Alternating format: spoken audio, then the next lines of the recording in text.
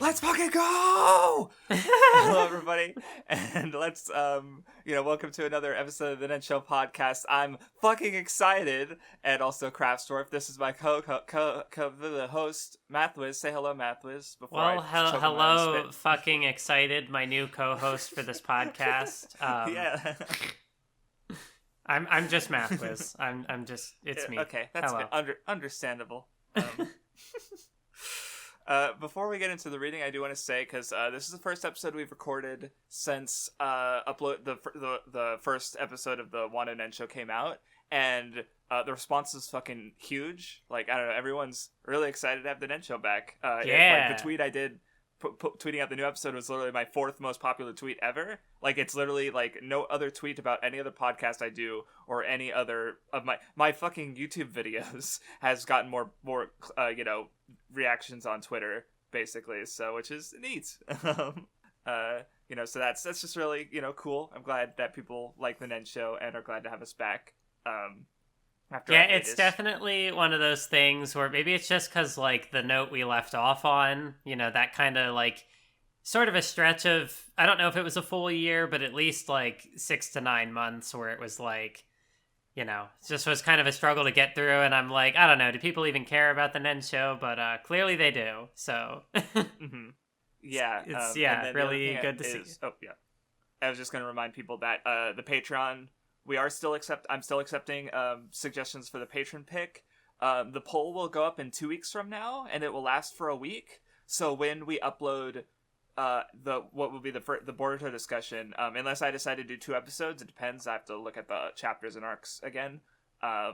Then we will, the patron pick will be next. So basically you have about 2 weeks to get your suggestion in. We have about over half a dozen now. We have quite a few. So but there's still people who haven't made their suggestions yet. Just reminding you to get those in within the next 2 weeks. So thank you. But yeah, we need to get into this reading because it's gonna be fucking 4 hours long. Yeah, there's even just going through the Oden flashback, which was like a volume and a half or something like that, I'm like, we could talk about this for hours. Literally just going through the first 2 chapters before you even get to Wano again. It's like, what? There's so many fucking bombshells dropped.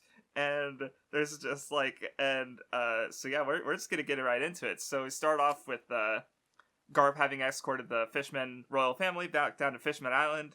And right away, I was kind of mentioning it last time, so I'll just talk about it, because, we get the little conversation where, Garp is talking about how alliances of kings work, and he has the line where it's as long as no blood is spilled, I'm willing to call it peace. I just remember, literally right before this chapter came out, I uploaded my video. It's Peace, War, and Absolute Justice analysis of, the government and Marines, basically, and, one of the points I made in that video... Yeah, whoever edited that video did. Well, you ruined my joke. Sorry. I thought I mentioned it last time. I'm sorry. No, you probably did. I have the memory of a goldfish. It's fine. But because one of the points I made in that video is I felt like Garp was he's like Luffy in every way. Is the big difference is that he accepts peace and he doesn't want there to be too much chaos and discord, where Luffy will cause problems and start conflict if he cares about, it enough, basically. And so, and then here's Garp giving this line that basically, boom, there it is. There's, Garp's biggest difference between him and Luffy, right? And it just, spelling out what I'd kind of picked up on already. And then also, I think I was making a point in there about how, I pointed out how, Big Mom is a queen. She's emulating the world government, and in doing so, it's also showing how, the world government and pirates don't operate that differently. And you get the line a little bit before that where, we see how do alliances of kings work? They smile openly while crushing each other's feet. They're backstabbing. King alliances are just like pirate alliances. There's no difference between the two. And I just remember, just literally this page just being wow, it just fits what I was just talking about in my most recent video just so perfectly. So maybe I should have fucking waited. But it was too late, and it would have referred to stuff that you hadn't, gotten to yet. So, but yeah, so I want to start off with that. But what did you think about these first couple chapters? Just this part. It's insane. And there's still, I think it kind of like whatever the some of the stuff they were setting up here wasn't like, they didn't get to the point yet. So it's like, what happened to Vivi? What? Yeah, like, who's dead? Sabo? What the fuck's going on with Sabo? Yeah, is Sabo dead? Is Vivi dead? It's just, my gut reaction was definitely just, like, screaming. Yeah, it's hard for me to say, because, like, some of it has been, like, addressed, and some of it hasn't. So I'm just like, Oda.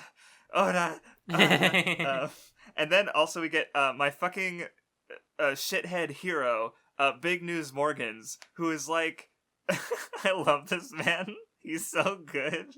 Like, he's just like, the fact that, because again, we were just talking about how information control is really important in One Piece, and here is a journalist who is like, he's a scummy journalist who will twist the truth because he wants sales and money, but like, here he is, like, he's bringing up his integrity because, like, well, he'll go against the government if the story is juicy enough, and it's like, he has his position in part likely because of the government. Like, he's been shown to do shady deals with them, and here he is now going against them because money, news, and it's just it's so good. I love him.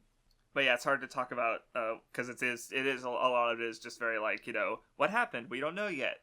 So yeah, I guess it is interesting how like the news being kind of one of those things. I'm just thinking back again to that one Doflamingo quote about like, the people in power being in control, and like how, that very much can apply to like how news is distributed as well.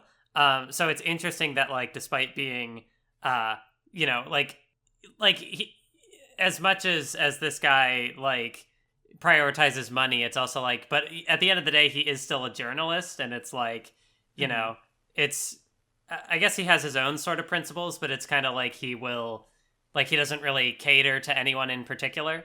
It's just like, if there's a story, gotta get it out. Well, I guess because what you just made me realize is because you said he doesn't cater to anyone in particular. If anyone, he caters to his audience, right? The people of the world. But in this case, the people of the world want to know what's going on, and the government doesn't, right? Yeah. So, like, the sort of bubbling resistance and desire to see the government, change or come down is now turning against him as this man who cares about making sales to the highest amount of people who are going to buy his thing. And now that it's good, now it's it's just, I guess it's showing how like the government has their total power, but they don't have like the hearts of the people anymore. And God, that is good. So then we get apparently Kobe and Drake are in league. So we just frames his character finally in that, like, he never left the Marines. He's just on a leave of absence. And in a Sword, who is I pointed out to you before, but they're kind of like a counterpoint to Cyberpol Zero, Aegis, which means shield.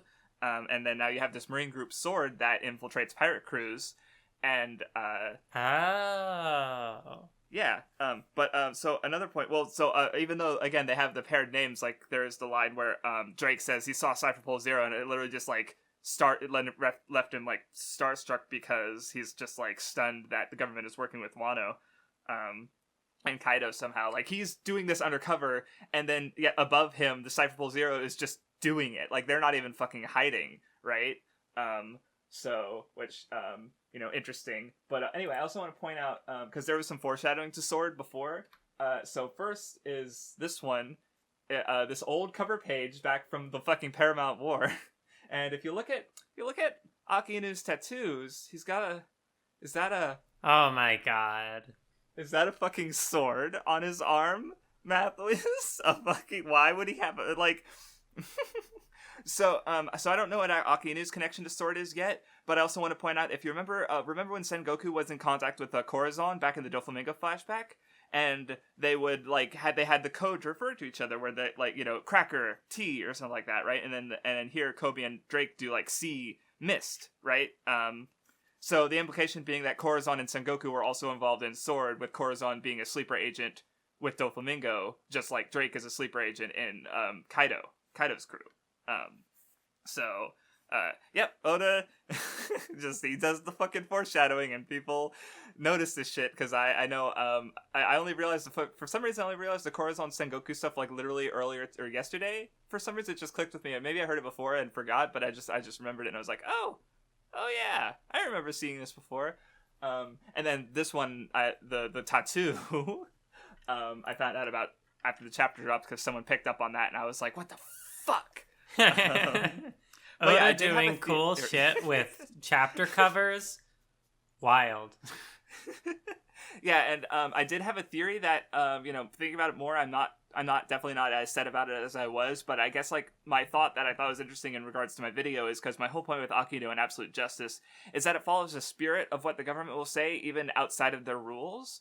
And so I wondered if maybe Sword was like a, what threw a wrench in is when I realized, oh yeah, Sengoku was probably a part of Sword too, and he was an admiral before Akainu. But I just had the idea that maybe Akainu started Sword, or appropriated it in some ways, because, like, he's so zealous against pirates. Like, the idea of him taking talented Marines and putting them on pirate crews, and a way to bring that down, like, against the rest of the government, because he just cares so much about taking down pirates, like, would have fit, like, his idea of absolute justice, I thought. But, who fucking knows? But yeah, then we get the dissolution of the Warlords, which was a long time coming. And, some people are glad for it. Some people, not so much. And it's just pretty hype seeing them, like, well, Buggy's, of course. Yeah, Buggy like... being Buggy, like, yeah, no, we're not going to run away. We're going to fight. And then he's like, but I'm going to run away, though. He's such a piece of shit. And then... just especially like what Mihawk and Boa Hancock being like, Mihawk's like, oh man, it's been a while since I've been chased, and Boa's like, well, we were fucking put into this because we were strong, so let's go. And then we cut away from them for the time. Okay, never mind. God. Then it just keeps fucking going. We get the chapter Ultimate, where it's like, it starts off with the conversation between Akainu and Fujitora, or Sakazuki.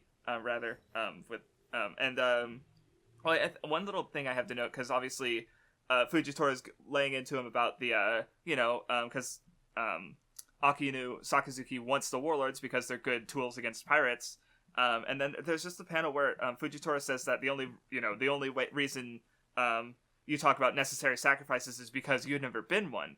And then, I don't know, something about, like, Akainu, like, he has a little, like, reaction with the, it's just a ellipse and a double exclamation point. But, there's also, if you, you might, remember, it was in one of the old SBSs, if you remember what Sakazuki looked like as a kid, he was, like, a really, like, ratty-looking kid with a knife, a really angry look on his face, and a beat-up Marine cap.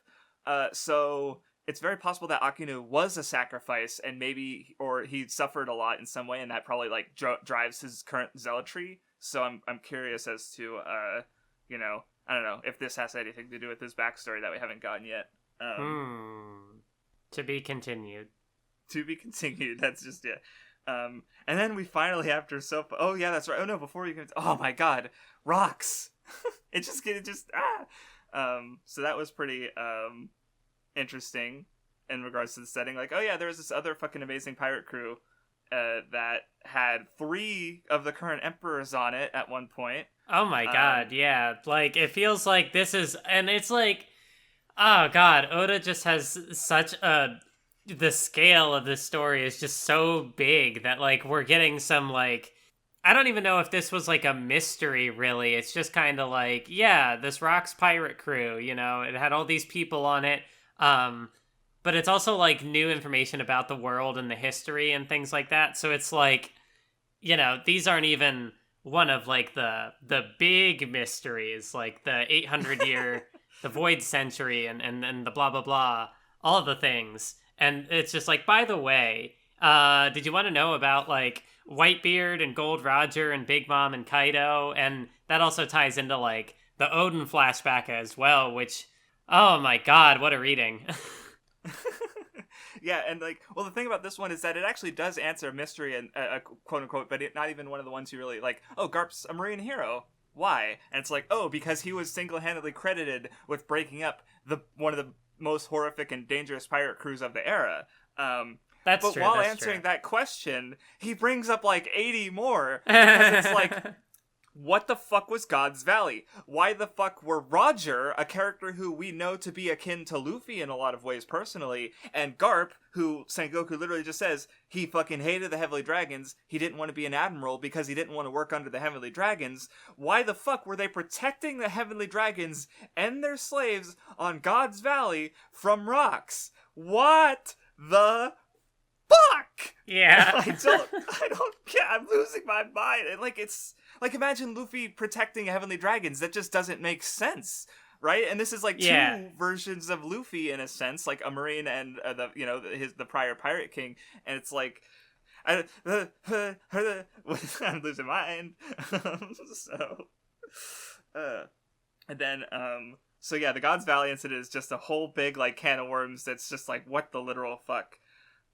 But there is something I can talk about with Rox. And it has to do, because we learn his full name is Rox D. Zebek. That's, okay. I need to slow down for a second. Here we go. Craftsdwarf about to go off. So one thing is they mentioned that his former headquarters was the pirate island Fullaled. We've seen that island. We saw it last reading, Mathwiz. Yeah. That's where Blackbeard's shacked up, right? Uh-huh. Do you remember what Blackbeard's flagship is called? Because it's already been named in the manga. It was even longer ago. So I'm kind of being rhetorical. I'd be very shocked if you remembered it.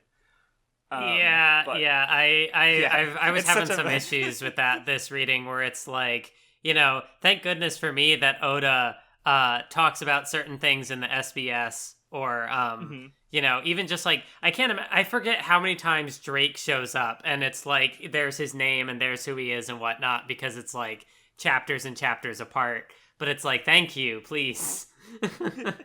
Yeah. But yeah, no, I don't know. I don't remember. So Blackbeard's flagship is called the Saber of Zebek. Oh my god. He named his ship after Rox. He's on his home island. He went on the crew of the strongest pirate to come out of Rox's crew, Whitebeard. Oh, fuck. Oda, what are you cooking? Well, the other thing is that just the fact that Rox is a D, who was, Roger's greatest foe, it seems like, right? His biggest rival, So, and then when you think of, like, okay, Roger's parallel is Luffy, who's his, like, greatest rival as someone with the D initial? It's Blackbeard. So there's, like, a conflicting, because we've talked about the Will of D, but like the Will of D has come up a few times, but it seems it's very possible there's actually two ideas of the Will of D that are in conflict with each other, represented through Rox and Roger, and now Luffy and Blackbeard. Mathwiz, I don't know what the fuck's going on, and I'm fucking terrified and excited to find out. Like, holy, like when someone pointed out that to me, I was like losing my shit because I'm just like, what's going on? What's going on? Yeah, I guess this is also a fun part of, like, going through Wano, which is, like, the newest completed arc, essentially. And it's, like, I think when we got to Whole Cake, like, Wano was a little bit, I feel like by the time we get to the end of Wano, we'll be closer to the current manga than we would have been with Whole Cake. I think so. It's just interesting to, like, be at this point where it's like, oh, if Craftsdwarf doesn't even know what some of this stuff is, that's when it's like, because, like, all throughout this podcast of us going through One Piece, it's like, all right, what does Craftsdwarf know that I don't? And now it's like, haha, I'm finally catching up to you. Yeah, well, see, it also, because I feel like when we finished, I'd have to check the dates, because I feel like when we finished Whole Cake Island, like, Wano wasn't super deep into it, but it might also just be, like, the shit we know now is so, like, it's, like, just with, look at the Oden flashback, like, compared to start of Wano versus the end of Wano, we know so much more about the series and where it could be going compared to after the end of Whole Cake Island, so, but I definitely feel like as far as, like, being close there's also, like, the current arc looks like it's not going to be that long, so we could very well talk about it this year, is the thing. So in that way, we'll be much closer to being caught up to One Piece with the Nen Show, just because, like, it's not too far off talking about it again, possibly. It depends on how it ends, because if it goes into another arc right away, then we might wait on it, but who fucking knows? But anyway, finally get the bounties for all the emperors, and they're just like, fuck it, here, have Rogers and Whitebeards too. Which, you know, it's pretty hype. Especially, like, for me, who's, like, I remember reading the manga and seeing Whitebeard and being like, wow, this guy's the strongest man in the world. Wonder what he's worth. Oh, Mihawk, I know that guy. Wonder what he's worth. And it's like, we still don't know Mihawk's. But it's like, just finally get... Because, like, Oda waited... Because if he gave the numbers back then, they'd probably be way smaller. But now that he knows where the end of his story is, he can be said, like, yep, this is how much these characters are worth. And another note is that, like, a lot of the numbers are kind of weird. Like, I'll use Big Mom as an example, because it's like 4,388,000,000, for example. And then some of them have, like, you know, Shanks is also worth, like, you know, 900,000, which is, like, weird under the rest of the billions and millions. So apparently a lot of these names, they're number puns, basically. So, like, I brought up Big Moms because the 88 is can be read haha, which means mother, for example. I don't remember the rest of the puns with the numbers. But the main reason I'm bringing it up is because Gold Roger's bounty is 5.5 billion.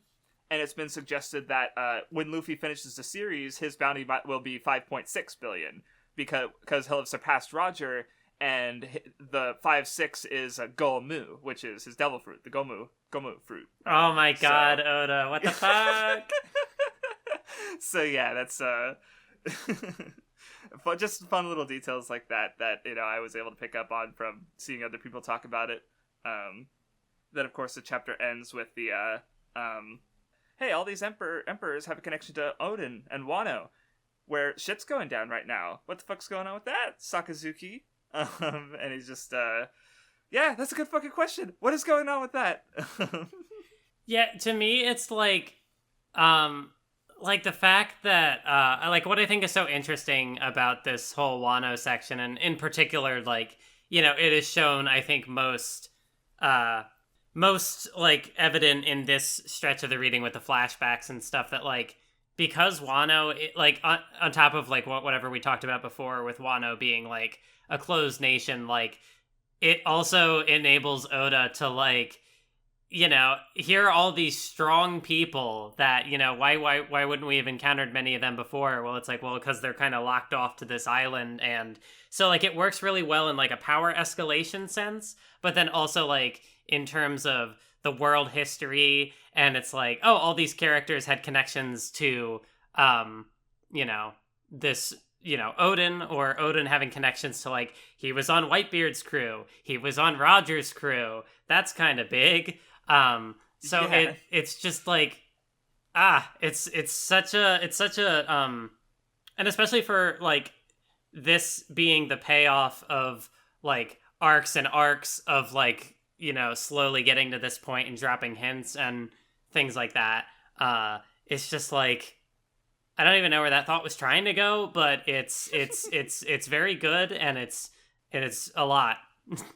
Sometimes, Mathwiz, it's about the journey, not the destination. But yeah, no, I'm God, I feel like I've been on a One Piece kick for the last, like, month since we started rereading Wano. Like, I'm so excited. God. But anyway, so yeah, we get to a little bit of Oden sort of talking about opening up the borders of Wano while on Roger's crew. And he does mention that, like, because they're all, like, if he wanted to, he could have brought, like, you know, Roger pirates and Whitebeard pirates to help him do it, but he, you know, he chose not to. He wanted to do it with the power of, you know, himself and Wano. Yeah. But, you know, and then, of course, he's also talking about the future 20 years from now, which will, ooh, boy. But yeah, we're getting to the Oden flashback. It's going to be fun. But yeah, we get to a little bit of pre-build-up with the Fire Festival starting, Orochi heading out. And of course, like, everything's all nice and sunny for Orochi, and everything's fucking dark and stormy for Kinemon and the samurai.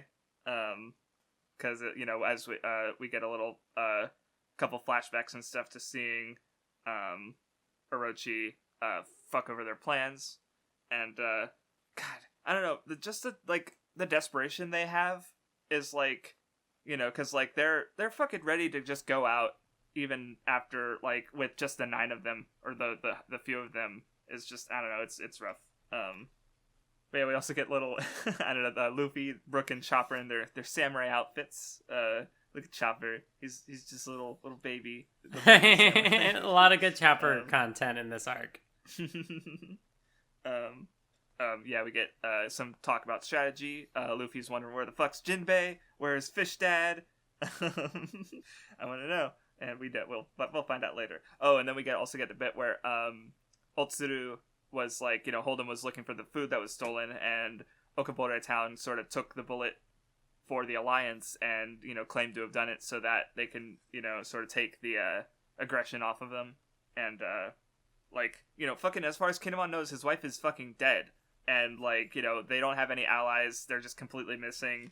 And, and the part that gets me is that, they're telling Momonosuke to sort of stay back and live on while they're going up to die, basically. And It's just poor fucking Momo, is just, he knows he's weak, he knows he's not his father, he's just a literal fucking 8-year-old child, and he's has to fucking bear the, they're making him bear the burden of saving Wano somehow, some way, on his own. And I don't know, it's just, this kid has it kind of rough. And, because they want to be Oden's samurai, not Momonosuke's samurai, so they're going off on their own to fight Kaido, even if it's all they have, and it's just, fuck. But anyway, unless you have anything to say before we get into it, we can start the own flashback. Yeah. All right. So yeah, we get a little flashback, or it starts off with Kinemon and Tsuru, where Kinemon's just kind of a thug. She's cool. I like her. Just all fucking sell your organs. I don't give a fuck. Good lady. And she even does take his clothes, which is funny. And then there's the whole thing with the white boar. And while that's happening, we get introduced to Oden's father, and the retainer sort of just goes over all of Oden's fucking exploits, because Oden is a fucking menace to society. Yeah. I also liked the little detail, which I probably would have forgotten if not for the fact that it was pointed out in the SBS, that the guy he's talking to here also is later with Momonosuke testing for poison food. And it's oh yeah, so he was with, the Kozuki family for, most of his life, or however it was described. And it's oh, that's a neat little touch for it's just a background character. I wouldn't have noticed that on my own, but I guess I'm not the most attentive reader. It's a lot. It's a very dense series, and we kind of make you read okay, read a bunch of it every 2 weeks. All right, faster, crack the whip. You get to talk about it too, but again, you haven't touched most of One Piece in years. So I mean, it is, in this case, and there's also so much other things that I don't blame you for missing details here or there, because a lot of the stuff I tell you is I know it from discussing things as the chapters come out. I did not notice the saber of Zebek, Blackbeard's flagship, on my own. I did not notice Akainu's sword tattoo on my own. I had those pointed out to me, and so I was able to share those to you. So I just want to remind you that that's I'm not that different from you in that way. I have read the series more and stuff, but it's there's stuff I miss, I didn't bring up one example is in the Act 1 reading, when it was mentioned in the SBS when the revolutionaries saved that one island. That was the island that Ace was on in his cover story, and the little milkmaid girl, she was there. She was one of the minor characters with some voice, some dialogue, basically. So, and someone in the SBS pointed that out, and I was oh yeah, I forgot about it. I didn't mention it, So, just little, there's always little details to pick up on. But yeah, this retainer fucking fanboys about Oden for 3 fucking pages about this fucking monster who's just been causing havoc since he was a child. And yeah, he's basically introduced as this kind of insane superhuman who, and which kind of fits, Wano is too cramped for him, and he just wants to leave, and because he needs the wide world because he's just too big for this country and it can't handle him. Even the fact that what the first thing we see him do really is he cuts open a mountain god is he's crazy person. We also get we see a bit of Hyogoro back in his golden years when he wasn't a tiny old man. And of course we get introduced to Denjiro, the little con artist. And of course, our first full introduction to Oden is a friend of his is being cremated, and he decides to boil Oden on his cremation pyre while that guy's daughter is crying, her granddaughter is crying over the fucking. But look at him, he's boiling a pot of Oden over my father's remains, and it's like, you fucking monster. But then, I don't know. Because you mentioned to me that you found Oden endearing, but when did that happen for you? Was it with the white boar stuff, or was it before that? Like when did Oden like click and be like, okay, I like this guy? I was wondering. Yeah, it was probably the stuff with the boar, and then going on from there. Like it was just like, I don't know. I don't know how to describe it off the top here. When we get to more stuff, maybe That's fair. Be easier. Because, yeah, this is definitely him being, like, he's kind of being a menace, like I said. But then, like, what I've gotten out of his character through, like, the whole flashback is that, he's just kind of, he does what he does, and he doesn't explain himself at all. And as a result, a lot of people around him just don't understand him. So, like, here, he's interrupting this, funeral service, this cremation. But, in doing so, he says, the next time we share a drink will be, in the afterlife. Like, this old guy was his drinking buddy, and here he is, like, having another meal and drink, like, one last meal and drink with him. It's his way to send him off, but it's just, like, it's just also really, like, selfish and disruptive, but, to him it is really meaningful, and, so it's just, like, yeah, he's a fucking menace, but, not everyone gets that, like, and he also just doesn't give a fuck, and, so, yeah. And then, of course, yeah, with the mountain boar stuff is, Kinemon stole the boar and doomed the capital with this giant fucking monster mountain boar. Well, it was that the other guys stole the boar, and then he stole the boar from the thieves. Right, and he brought it to the capital, because, like, Denjiro mentions that there was a whole, whoever set the bounty for the boar probably wanted the, Hyoguro taken out, basically, because they're basically delivering a tracker for a fucking bomb, pretty much, in the form of the god. And Oden, of course, he takes, he just does what he does, and he takes the little baby boar, and I'm the one who took the boar, and just gets blamed for it.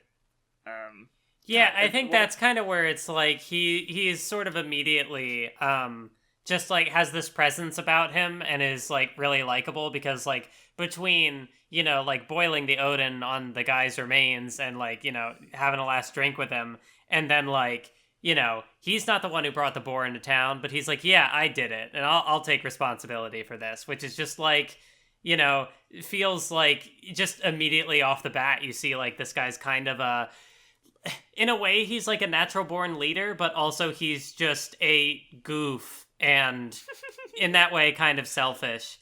So it's like the just like combination of those two things makes him like just off the bat like seemingly like a really fleshed out character and a really like dynamic personality who it's like, oh yeah, this guy's gonna get up to some shit. Mm-hmm.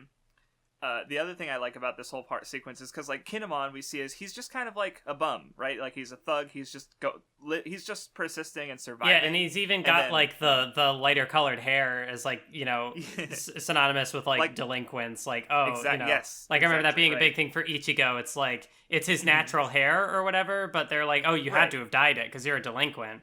And yeah. And then there's the scene where, because Otsuru got eaten by the boar, and the way Kinemon is like, like she's like warning him because she cares about him, right? Like they've known each other forever, and his path is his life is going down a bad path, and she's trying to warn him and steer him on the right one. But like there's the exchange where it's like, you're going to die one day, and he says like, that's fine. Who's going to miss a guy like me? And the answer is Otsuru, because, like, here's the reverse happen. He misses Otsuru when, like, she's at risk of dying in the stomach of the boar.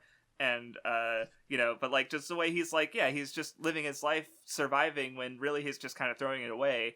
And, Oden kind of turns it around for him, and, like, it just immediately kind of gives you, like, oh, here's why Kinemon just cares so much about this man, right? Like, Oden saved Kinemon, not just, like, from the reputation of the boar, but and the destroying the capital like this, but also just like giving him a path to take in life, right? And I don't know, it's a good character yeah stuff. I feel like for how much happens in this flashback, and like with all these different characters and kind of giving them their backstories, and also like just I don't know, for how much it feels like is kind of crammed in here, just in terms of like the overall world, but also the characters involved. It's like it doesn't feel like it's like overpacked with content. It feels like everything that's in here, kind of delivers as it should. And I think that's also just part of why Oden was like such a standout character for me, going off of this flashback, because it's like you see him interact with so many different people and you see different sides of him, and he just is, in that way, I guess he's kind of like Luffy in that like he's able to draw people to him, and he's just like a force of nature, and is also ignorant, and he's good. He's good. Yeah, he's a good guy.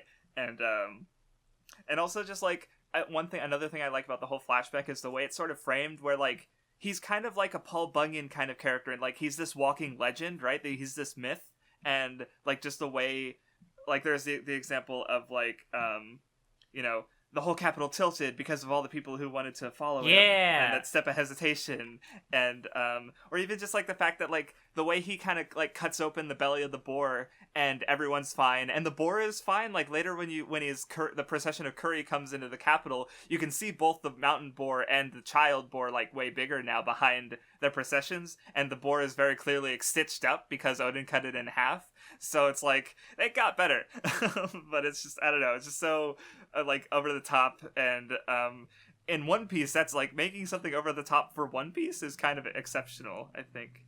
Yeah. I also like the part where the guy gives him like the notice of like being disowned, and he's like, all right, that's fine, I'm gonna go. Yeah, he's just gonna live his life and not blame anyone for feeling the way they do. He's not gonna care about how people, he just lives his own life. He's got his own fucking pace, and it's own good. But yeah, anyway, he goes to a or Yasue, who's back in the day, and he's being like he's been waiting you eagerly. He's like, no, I haven't. Like he's just being all tough and dummy. And then also fucking Orochi's there. Motherfucking piece of shit bitch. See, I think before, another, just like a little gag on the page before that, where, Kinemon is like, I'm not crying, and he's clearly just like sobbing. And then how that kind of comes back later with in Oden's diary, where it's like, he left and none of us shed a tear, and they're all just bawling. I love Oden. Oh god. Guess it's just like another one of those instances where it's like, you're never just gonna see the joke once. Yeah. You just reminded me of a joke we see a few times. One more of a gag, but I'm sure I know what you're talking about. Yep. So when Oden hears about Curry and decides to leave, while Orochi kind of like is a piece of shit, ruining his reputation, and like he trashes the room. And like I like the fucking little bit where he's like, oh yeah, I saw Oden stealing some money from the safe too, and Yasue is like, that's weird. If Oden was gonna steal, he'd just fucking carry out in broad daylight, because who the fuck's gonna stop him, right? Like, God, Orochi's a piece of shit. Oh yeah, and here's the guy. Yep, this is probably what you knew I was thinking about, where it's like, Denjiro and Kinemon are like, man, we'll go wherever you go. We really love you, dude. And Oda just like, ugh. That grimace is just such a good expression. So good, Oda had to do it like 2 or 3 more times because it's funny.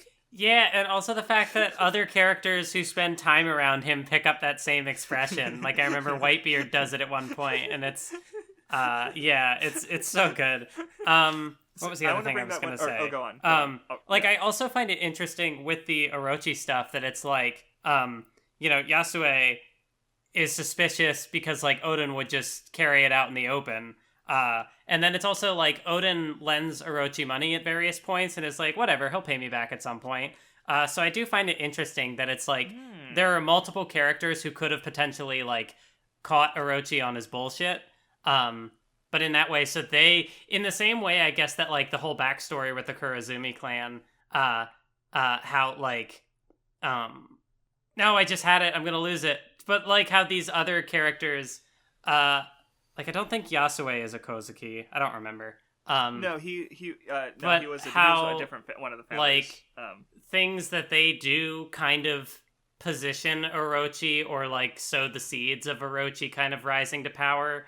And I guess sort of a similar way to how, like, what the whole reveal with the Kozuki clan and the Kurazumi clan, how that also, I don't know, like, some sort of parallel there. I feel like I could have said that better, and I lost it halfway through. Mm-hmm. Well, what you did make me think of is just, like, the way, like, because, yeah, Oden gave Orochi money, even though he's obviously shady, and that's another, like, commonality to Luffy, I think, because, like, literally just last reading, we had the whole Caribou thing, where Caribou's like, I've changed, Luffy, I'm a good person now, even though I tried to kidnap, literally, your friend Shirahoshi and a bunch of fucking money, I'm good now, though, wink. And Luffy's like, fine. And Caribou's like, that was so easy. I'm fucking terrified. There's no way he can lose me after that. He's got to be playing. So, you know, like, this is kind of a similar kind of exchange in that, you know, like, Orochi's so shady and it feels obvious, but also, like, the characters around him are too good to do anything about it, if that makes sense. Yeah. And, like, which kind of also ties into, like, as I mentioned last time, about how there's a kind of innocence to Wano, in a sense, because of its, you know, focus on honor and integrity. So, like, there's almost, like, they're not as fit to deal with their darkness and dark things, like, because of, you know, just how Wano's been sealed. It's been, like, it's kind of like Shirahoshi in a way. It's been sealed away from the world at large for so long that, you know, the people haven't advanced with the times, and it gave them a vulnerability in that sense. You know, and, you know, so Oden and Yasue giving money to, you know, in this case, Orochi, a person who doesn't need it. You know, I mean, you know, Orochi did get kicked out, but even then he found a way to go, you know, so, yeah, God. But anyway, then we get, Oden sort of just, yeah, like Luffy, just, you know, gathering people behind him. You know, he just runs into Kiku and Izo, who are, you know, they just, Kanjuro, Raizo, just keeps gathering all these fucking weirdos.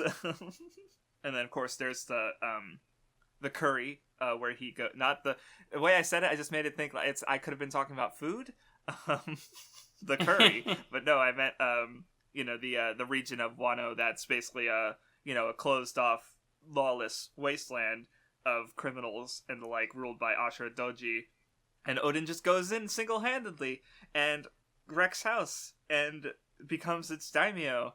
And yeah, I think if I wasn't already sold on Oden by this point, I think this was probably the moment where it's like, oh my god, this guy, yeah, because he goes into this like lawless territory where it's like, you know, we can't get control of this, and Oden's just, you know, he just goes in and beats the shit out of everybody. It's like, all right, you know, like he goes in and does what no one else would do because, you know, he's Oden, and that's just, yeah, it's yeah, he reaches out to these people who need help and helps them, you know, like he gives these people something to value and look up to, basically. And like there's also like there's the little exchange where Ashura Doji's like, whoa, this is the first time I've ever known peace, thank you. And of course Oden's like, don't be a creep, and then Ashura's like gonna fucking stab him. And it's like but what I also thought about is how like this also kind of works as a microcosm of like Oden's ideals, because he wants to open up the borders of Wano, and here he goes into this like the whole thing with curry is like you go in and you can't leave, right? Like it's itself an isolated place. And so, but he's able to open up their borders and show them a new way of life, show them something. There's more out there than just what they were trapped into. And so it kind of works as like what he wants to do with Wano, but ultimately wasn't able to do. So, just a neat little connection there. Anyway, then we get more of his allies as, you know, Baby Cat and Baby Dog go like, we want to go see a foreign country. I bet there are more than 5 islands in the whole world. We gotta go see one of them. And it's like, nope, this place sucks. They're gonna burn us at the stake because we're weird animals. This is horrible. And Oden saves them, of course. Like, I guess, and you know, it makes sense because he wants to leave Wano, so he'd have to be open-minded in regards to, like, because he wants to see new and weird things, and some new and weird things just washed up on his shore. So he's like, well, I guess I'm a father now, again. So, because they just I like the part where he goes over and beats him up and is like, hey, what are you doing? Shame on you for hanging up these children. And then he goes to leave and they're like, hey, wait a minute, help. Like, you're not supposed to just leave us. He just leaves him there. Fucking asshole. Love him. But I also like the line that I think he says a couple more times after this, that like your fear of the alien exposes your own ignorance. And especially like just another good thing about Wano is how it ties in like all of these different elements of One Piece into one sort of story, and how like, Kawamatsu is revealed to be like a fish man. So like I can't help but tie that line to the whole conflict of Fishman Island and the stuff that like, Neptune and Shirahoshi were working towards at the Reverie, that like, just trying to like reacclimate into society and familiarize them with the fact that fishmen are people and not these weird monster things. And so, like that also kind of being reflected with this closed off island nation where it's like they are very insulated and, in some ways like fear the outside world, and cut themselves off from it. So it's kind of cool that, just like, it's so good.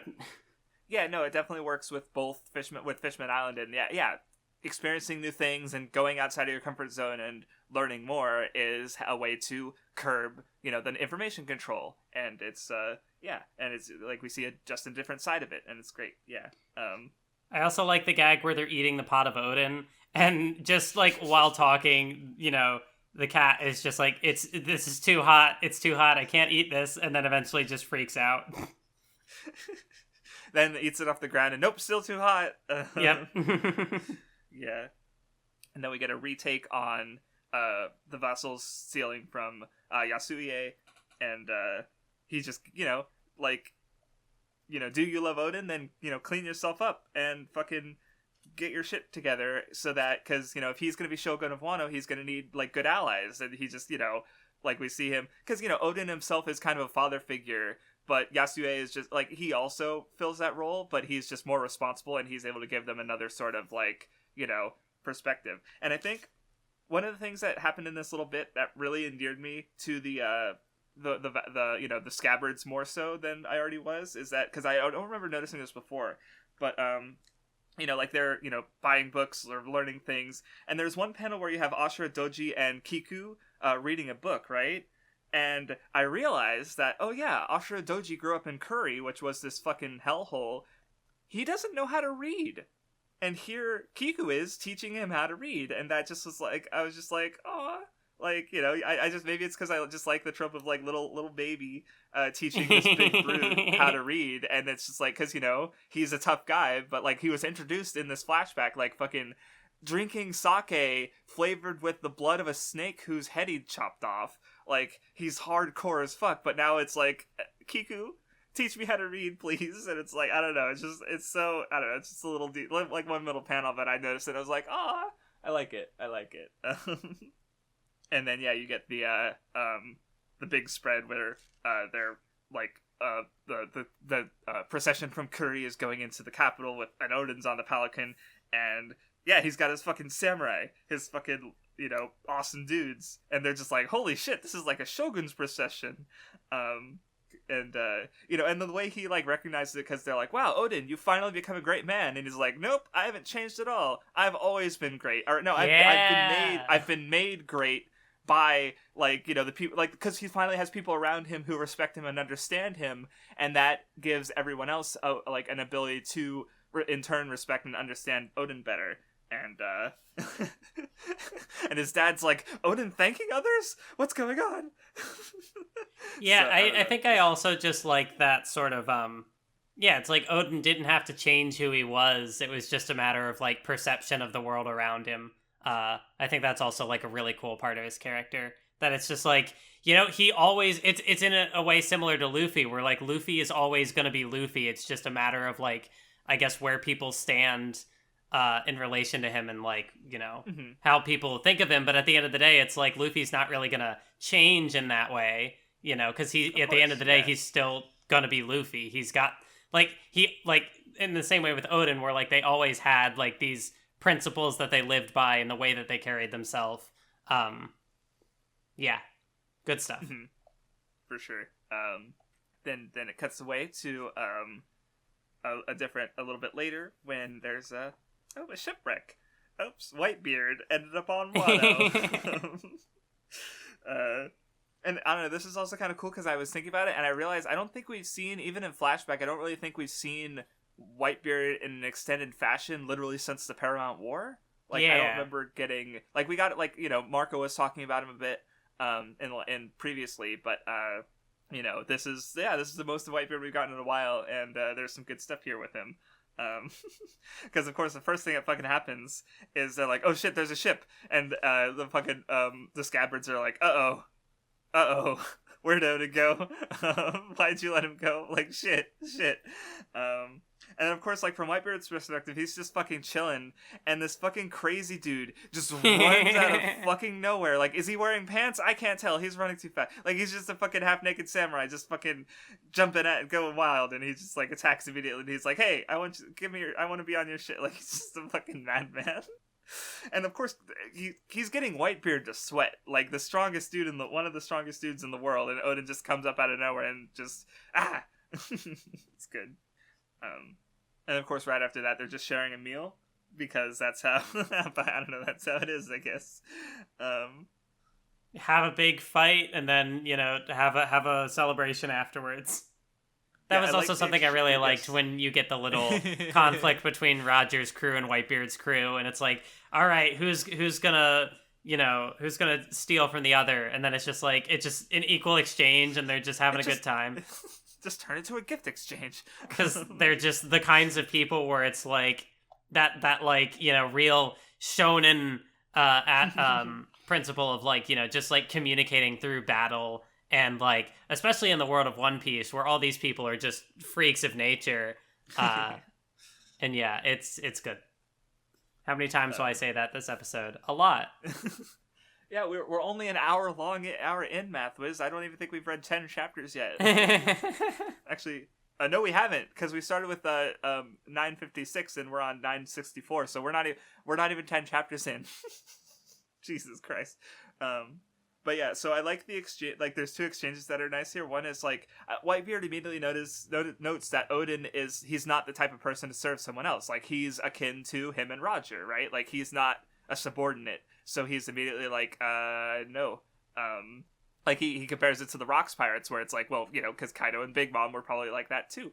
And nope, I ain't having that. Get your own ship, asshole.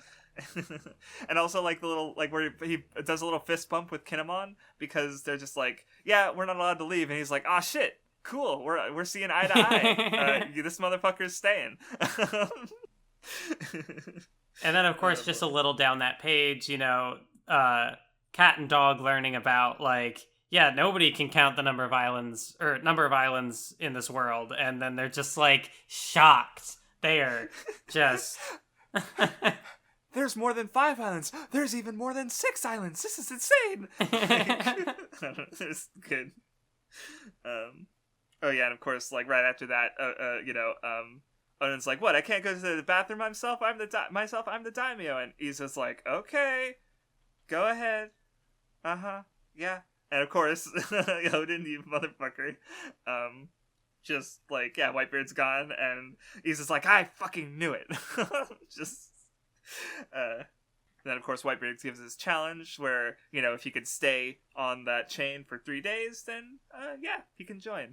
And I like how it, like, you know, Oden, he goes through with it, and, like, by the end Marco's like, well, I'm gonna start cheering him on because, you know, in a couple hours he's gonna be a comrade of ours. So then we get introduced to Toki, who's, you know, running afoul of some other pirates. I'd be surprised if you remembered, but this octopus guy, he was at the Paramount War. He was on Whitebeard's side. So, yeah, started out as a piece of shit, then joined up with Whitebeard. So, you know, at some point. As one does. Yeah. But then, of course, like, Oden arrives to save her, and he's more of a monster. Like, he's become bloated from the seawater, and like they think he's a fucking umibozu. But yeah, it's so cool that, like, you know, he did this challenge, and it was just like, hey, you have like 1 hour to go or something like that, and then he's like, oh, someone's in trouble. Oh, specifically a woman's in trouble. Gotta go save her. And, you know, gives up on that, you know, the dream that he had. Well, I mean, he was already out to sea at that point, I guess, but, like, he gives up on the challenge of, like, joining Whitebeard's crew. And then at that point, it's like, all right, you're a good guy. Get on my ship, you dork. Yep. Well, yeah, especially because, like, you know, Oden being this crazy person who just attacks Whitebeard out of nowhere, like, okay, he's going to endanger me. What if he endangers the rest of my crew? Like, but then, you know, this really, like, oh, you can protect others, you know? That I can have you as a family member because you have this quality, right? And it's, it's good. I also like, it's because Toki's like, you saved me. You came from Wano? I want to go to Wano. Can we go to Wano? And Oden's faces are so good. It just, I think this one's, I like this one even more than the last one, just because I don't know something about, like, there's even more revulsion in it somehow, and it's it's so good. But yeah, then you know, Whitebeard gets some new crew members, and of course, yeah, Whitebeard does the same face. And what I think is funny about Whitebeard doing it is that, like, like, you know, we've seen him like sweating and just like having some, you know, not, you know, as serious faces this you know, in the flashback up to this point. But I think this is the goofiest face he makes in the entire manga. So seeing, you know, a relatively serious character like Whitebeard having a goofy expression is refreshing. I don't know. Whitebeard good. Yes. You know, and then Oden has his adventure, and just like, I just love the cold and heat like I've never experienced, and it's like literally Oden in a block of ice and Oden literally on fire, like. And then also the one panel with the koalas, and they're like, go away, and he's just like grabbing onto their fur and like. I don't know. Yeah, and he just runs into everything because he's just so excited because he's never seen the world. Yeah, he's having the fucking time of his life, and, you know, it's just, it's good. Yeah, honestly, it probably is, like, another big reason why Oden is so endearing is that he has a lot of, like, Luffy traits of, like, oh, this looks cool, I'm gonna go check that out, and just the way that he carries himself, while also, like, you know, being his own person and, you know, having his own stuff going on, but it's just like, for sure. The parallels are very good. Yes. And then Toki just casually drops that she's been using her fruit quite a bit. She was born during the Void Century, and was running from something and trying to find, like, she wanted to reach this current era, but, I'll talk about Toki in a little bit. Oh yeah, we see Roger, a young Roger looking a little bit more like Ace, which is, God, this flashback. So anyway, there's a little exchange where, Oden and Toki are talking, and she's like, oh, you know, even though I'm not at Wano, I feel like I've already reached my destination because I'm with you. And it's like, Oda's writing something resembling romance? And everyone else on the ship is watching, and they're just like, no, let them be. Let them have this. Yeah, Marco and, like, Jozu, who I feel like has never worn an expression that wasn't angry, except in this flashback, and just he and Marco are just sitting there blushing. Interesting. Oh yeah, and then also, like, they have a clash with the Navy, and I thought it was interesting just because, like, you know, we usually see people run from the Navy, and Whitebeard just explains, and it's like, well, there's no point in fighting the Navy because there's just more of them. Like, you know, but it also adds that, you know, Wano is still free because of their isolation. And, interesting. I forgot that when Momo was born, everyone's, like, naming Oden ingredients to name him after. Funny. Yeah, Momonosuke is born. Oh yeah, and then of course, you know, so yeah, it turns out Oden was part of the 2nd Division, which, Ace later took that, well, not just part of it, but, like, the leader of it. Oh, the division leader. Sorry, yeah, that's what. Thank you. Well, but I thought it's mentioned here that it's like, you know, maybe I'm on a different page. I don't know. But like Whitebeard is like, I'm putting you in charge of the second division, and he's like, I don't know. That fucking face. God. But no, because I remember them mentioning that, like, I think I'd have to look back when I think there was the little flashback probably around the time when Ace was fighting Blackbeard of like, because or when Ace, or maybe it was back during the war. No, it might have been during the war. Yeah. Are you saying like when they had their scuffle? No, when Ace made... Well, I'm talking about there was a flashback around... Yeah, when Ace fight Blackbeard or during the war, there was a flashback where Ace was made 2nd Division Commander. So yeah, it was probably during the war because that would have been Ace's flashback, basically, to as a Whitebeard pirate. And they mentioned that, like, the 2nd Division seat was special. And that it seems like that was because of, Oden and, him being this, like, member of Whitebeard that, he left the crew and had a special position on it. Like he we see him he started his family on this ship, and so he was willing to give that honor to Ace. And that's also interesting, thinking about, like, Ace's connection to Wano that we get this reading. And I don't know, it's a neat little tidbit. Yeah. And then we see fucking Blackbeard join the crew.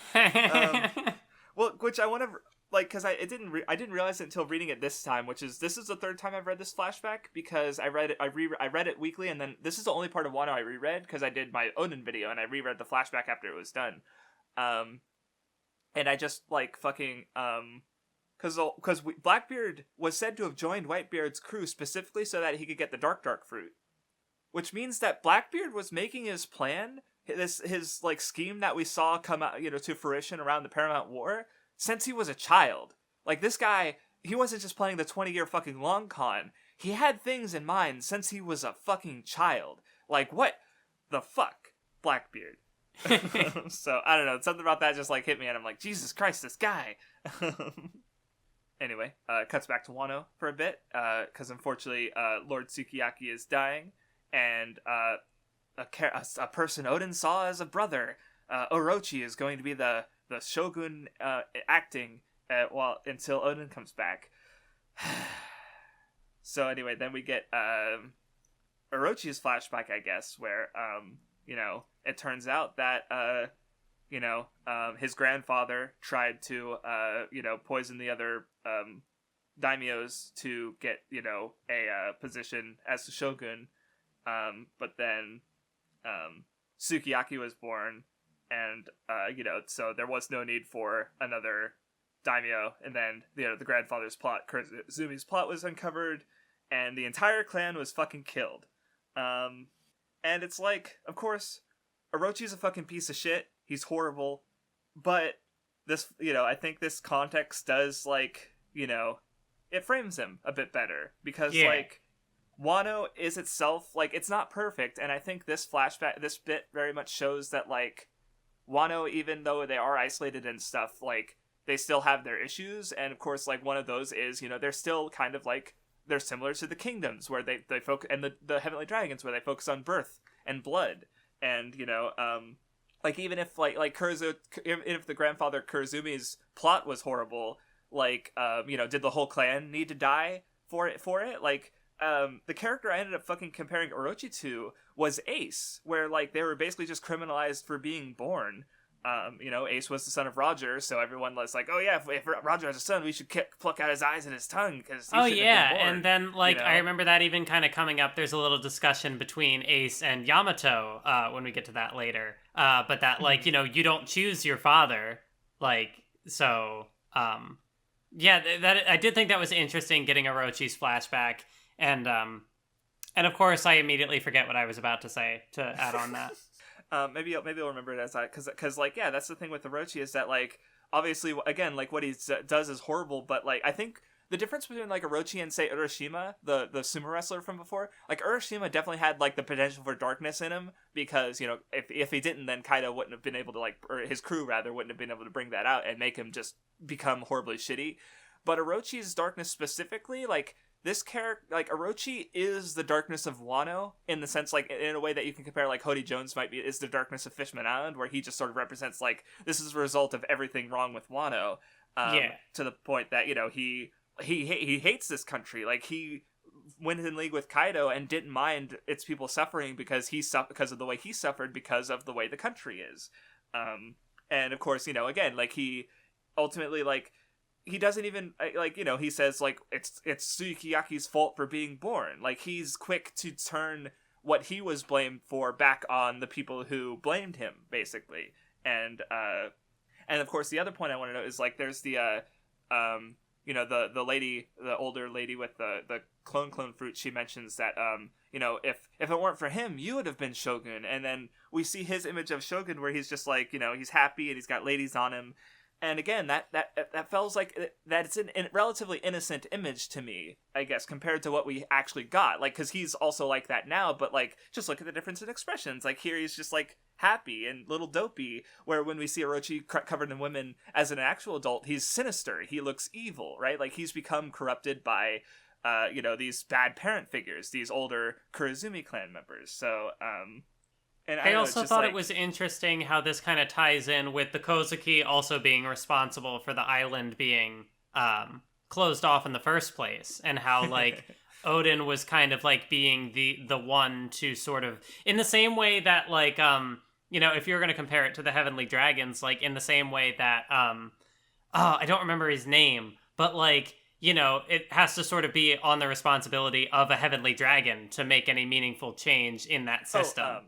Oh, you mean Miosgard, the guy yes, who yes. Otohime? Yes. Yes. Yeah. Right. That's a good point. Yeah, because like and even then, like by being kind of against even how Wano stands, like Oden was expelled, right? Until he worked his way back in through as the daimyo of Kuri, because he was just, that's how he lived his life. Where Orochi, of course, has also found his way into being powerful by underhanded means. God. But yeah, go on. Well, I was also going to say, I remember there being a point here where like I had to ask you because my memory of all this stuff is, but I was like, have we seen the clone fruit before? And then you're like, Mr. 2, and I'm like, oh shit. You fool, Mathwiz. How could you have forgotten? I know why you forgot, because Mr. 2 wasn't in any of the movies. And that's been your last interaction with One Piece for the last, 3 years. So you're never going to forget, any of the Strats, because they're in all the movies, but Mr. 2 didn't show up, so how would you remember what fruit he has had?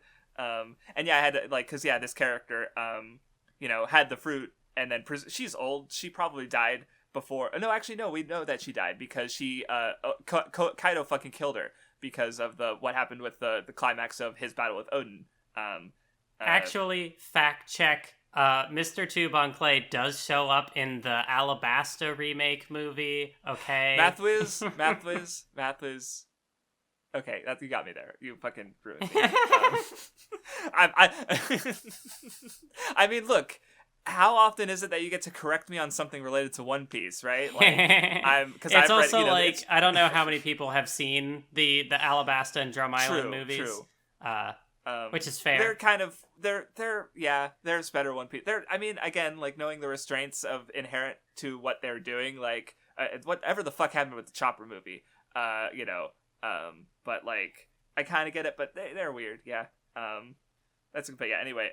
Holding myself back to not go on a tangent about the movies. It really could be a whole other discussion on its own. I think I've said most of what I have to about Orochi anyway, where it's just he's still horrible, but he has reasons for being the way he is, and it also fits the other reasons where I feel because I think One Piece explores the growing up angle with Doflamingo and Big Mom were also shown to have bad parent figures, so it makes sense that Orochi's the same way, where he has these seniors in his same clan, people of his blood, who are just pushing him in the wrong directions, where maybe if because Yasui, he was around, Yasui might have been able to push him in a good direction, but he was already plotting and planning and being lacking integrity and honor and just being shitty well before he met him. So it's just what could have been, and Orochi didn't go in a good direction. And so while I don't, hopefully you're at the page where she's doing the clone powers and showing those off. Yeah. So on the panel right next to the Orochi's devil fruit, you see a character with those eyebrows. So this was confirmed somewhere. She transformed into Gold Lion Shiki. What the fuck? Yeah, so you're like, movies, didn't even recognize the fucking antagonist of Strong World. Fake fan. Mathwiz. Yeah. I need to, pull up a screen cap for my own sake. Yeah, so, and, well, the other thing is, Goldline Shiki specifically, I don't think, he's been referenced so many times in the manga, he was one of Rox's pirates. He was also one of the groups under, Rox's flag. And we kind of see, I think you could, earlier in the flashback, there was the panel where, around this time period, Rox's crew was broken up, and you see, Big Mom and Kaido, and I think on the left side, you see, a big mane of, blonde hair, which is, it's implied to be Shiki. Yeah. I definitely see it now. It's probably just because, at this time period, he would have looked younger.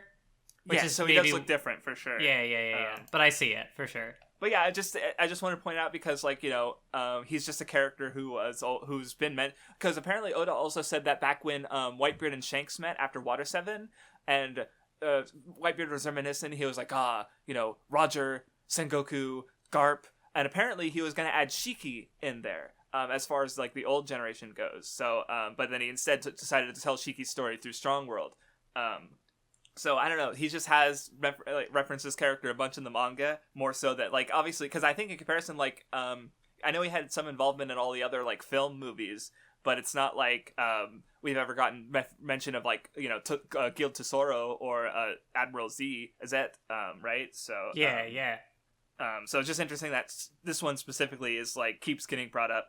And I did mention before, but you might I don't know if you remember when Sengoku was talking about all the other Rocks pirates, he mentioned the Golden Lion, Shiki. He also mentioned Captain John, who, if you remember from Thriller Bark, was he was one of the zombies there, and was the body of Captain John. And Buggy, remember Luffy got the wristband that impelled down. Buggy was like, this is the key to Captain John's treasure. So that's just another one of the Rocks pirates who was kind of brought up before.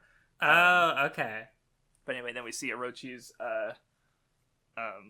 money grubbing and, getting it from Oden, getting it from everybody, and building the funds for his, conquest, and, of course, using the lady's power to copy Sukiyaki and, get his word as, and help get his position through this connivery and scheming.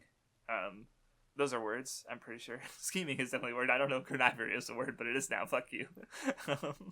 But yeah, Orochi's a piece of shit. And yeah. So anyway, we go back to Whitebeard, and there's some fucking animals freaking out. Because Roger's there on an island, and they're like, oh shit, I guess we're gonna fight Whitebeard versus Roger. And with that, we finally covered 10 chapters. Yay! It's only been almost an hour and 15 minutes. Give or take. So anyway, Oden just goes right in and fucking clashes with Roger, but gets his ass beat a bit. And then Whitebeard and fucking Roger clash, and just the hype of it, they're not even touching. The hockey, and it's the clouds getting blasted back. It's so cool. Because I don't think, actually, have we ever seen Roger throw down in any capacity in the manga to this point? I don't think so. So yeah, I think this might be the first time we see Roger fight. Actually, so it's kind of cool. And then they pitched their battle for 3 days and 3 nights. And it just becomes a gift exchange. And then we get a little ill action between, two future emperors, sort of Shanks and Blackbeard, making staring at each other. 2 future emperors. So you get to do it too.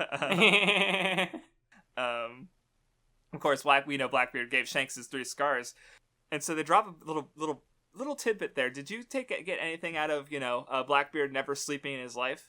No, other than it being unusual.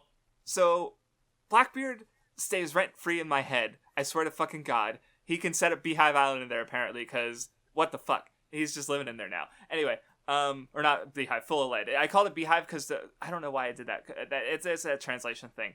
But anyway, so, if you remember back in Jaya, when he met Luffy, there's the big 2-page spread with just the 4 characters there, and he said, the dreams of men never end, or something like that, right? he calls attention to dreams, right? And sees there's a similarity between Leaf in there. But if he can't sleep, he can't dream. Huh. So, Oda, what are you doing? What are you cooking? What do you have in mind with Blackbeard? I need to fucking know. Give me Blackbeard right fucking now, please. I need to fucking know. So yeah, that's just like what I forget. I forget if someone. I think someone probably pointed that out to me because once it just, it's just one of those little things that's just like, how, why, what is this, what's going on? Yeah, and it's literally just like, yeah, a little tidbit, and I don't know what it is. I don't know where it's going with it. It's just like, once I made that connection, I just, what the fuck? But yeah, so anyway, then we get a little conversation between Roger, Oden, and Whitebeard talking about Lodestar Island, the last island in the Grand Line, that the log poses can reach, and sort of going over the road poneglyphs again. And Roger says something that's so shocking that we don't get to hear, but Whitebeard and Oden have a good Mathwiz. Do you remember when Luffy did the same thing with Ace and Sabo? Where he said something? Oh, yeah. Do you remember when Shanks, when Rayleigh mentions that he met Shanks, and Shanks like, he said those same words that Roger said. I couldn't believe it. What did Luffy say? What did Roger say? Oh, God. Just this flashback, man. But yeah, Roger literally bows his head because Oden could read the poneglyphs, so, how he needs someone to, he wants him to go on that final journey. I forgot Whitebeard made the face again when Oden's like, I want to go with Roger, and Whitebeard's just like, no, you. Yeah, it's really interesting how, like, the first time he made that face was like, no, I don't want Oden to join my crew, and now it's like, no, I don't want Oden to leave my crew. Who are you? It's so, yeah, like, we're like brothers now, here with their family, and of course, I also, like, the little bit where Whitebeard, like, Roger is so thankful to take Oden that he's like, he literally gives Roger all the food and, treasure that they had. And Whitebeard is still pissed. Well, yeah, but he's still pissed, yes, but he's also like, hold the fuck up. Give them the food back. We're not letting Momo and Toki go hungry. Like, because they're family too. Like, don't you dare let Oden's family go hungry. Like, Whitebeard's so good. Yeah, no, that's really good. And I also find it interesting that, like, this is fucking Oden. Like, he doesn't really, like, cater to anyone, but, like, the fact that Roger kind of, like, instills in him this sort of, like, no, this is what I have to do. Like, it was just a feeling that just sort of, he even says, like, before I knew it, the words were leaving my mouth on their own. And so it's like, I guess really just continuing on, like, Roger just has this presence about him. Mm-hmm. Yeah, like, why I have this ability, I met this man at this point in life, and it's like, I feel like I have to do this. And I don't know if, Roger didn't mention it yet, but, he's dying. This is his last year of life. Like, if Oden said no, like, I'm sure Roger wouldn't have forced the issue, right? But, like, he had to say yes, because and he went on another adventure, and it was, God, good. And I also thought, like, I guess obviously it makes sense because, like, Izo and the other two were established as having been on Whitebeard's crew, so they're like, yeah, we'll wait for you to return here. And then also, I remember in the SBS, because of a panel on the next page, where, like, Roger and Rayleigh are holding Hiyori and Momonosuke. It's like, I haven't spent time with a baby in ages, and it's like, Oda? Who? And Oda's just like, oh, pretend you didn't hear that, and it's just, like, whistling. Well, I have no fucking idea what that could remotely be inferring. Like, maybe some people have come up with, were Shanks and Buggy raised on the ship too? Like, I don't, what, who, why? But even then, like, why, how? Like, what is going on? Yeah, because it definitely wasn't in reference to Ace, because, it comes up later that right. Ace, when, I almost said Blackbeard, when Roger is like, oh, it'll be my son, of course, and they're like, you don't have a son. He's like, not yet. He literally wouldn't be born until after Roger died, but, so, what the fuck? But anyway, yeah, Oden gets more cool adventures, and, he literally just like, don't attack a civilians, and it's like, oh, he's stealing a bunch of fucking Oden ingredients so he can, he's introducing himself to. Oh yeah, that's right. That's the whole page where it's like, our captain only needs you for knowledge. You're not one of our comrades. And then like literally, not even a page after they say that, they're fucking best friends. Like... Yeah, it's great. And then of course you get the I am Oden and I was born to boil. Yes. And then it was just kind of cool seeing Skypia again, where we knew Roger was there. Fucking, we're talking 700 chapters ago. And we just see, Roger leaving those words that Robin read of the document being guided to its end. And it's like, it's cool seeing old stuff come back like that. Yeah, and then like they also go to Water 7, and then I think they end up on Thriller Bark at one point. So you just kind of see them like, go, and they go to Fishman Island. So like you kind of see them go through. Okay, maybe Thriller Bark is wrong, but it's because they do the Binks's brew thing. Yeah, that's what made you think of it. That makes sense. I was like, where did you come up with that? And then it's like, so that makes sense. So it's kind of like they're going through these places that we've seen the Straw Hat crew go to, obviously, and so I guess again, kind of drawing that parallel between Luffy and Roger, that it's like kind of traveling the world, going to these same places that Roger once went to, and well, because, I mean, I'm also, just looking at, like, because you have Buggy and Shanks arguing about the North and South Pole, which was, that when Silver's Rayleigh was first introduced, I lost my shit, and I ran to go grab my volume 3, where Buggy and Shanks were arguing about the North and South Pole, because you have the, like, kind of first version of Silver's Rayleigh there, and I was just like, they're the same person! Why would I had this design in there for that long? Like, and then, fucking almost 10 years, and now here we're seeing that scene again, with Rayleigh bonking him over the head, and then of course right after that you have like fucking, I love the guy where Oden says, wait, there's poneglyphs in your guys' countries too? And they're like, yeah, they're red though, and it's like, that's the one I need, you stupid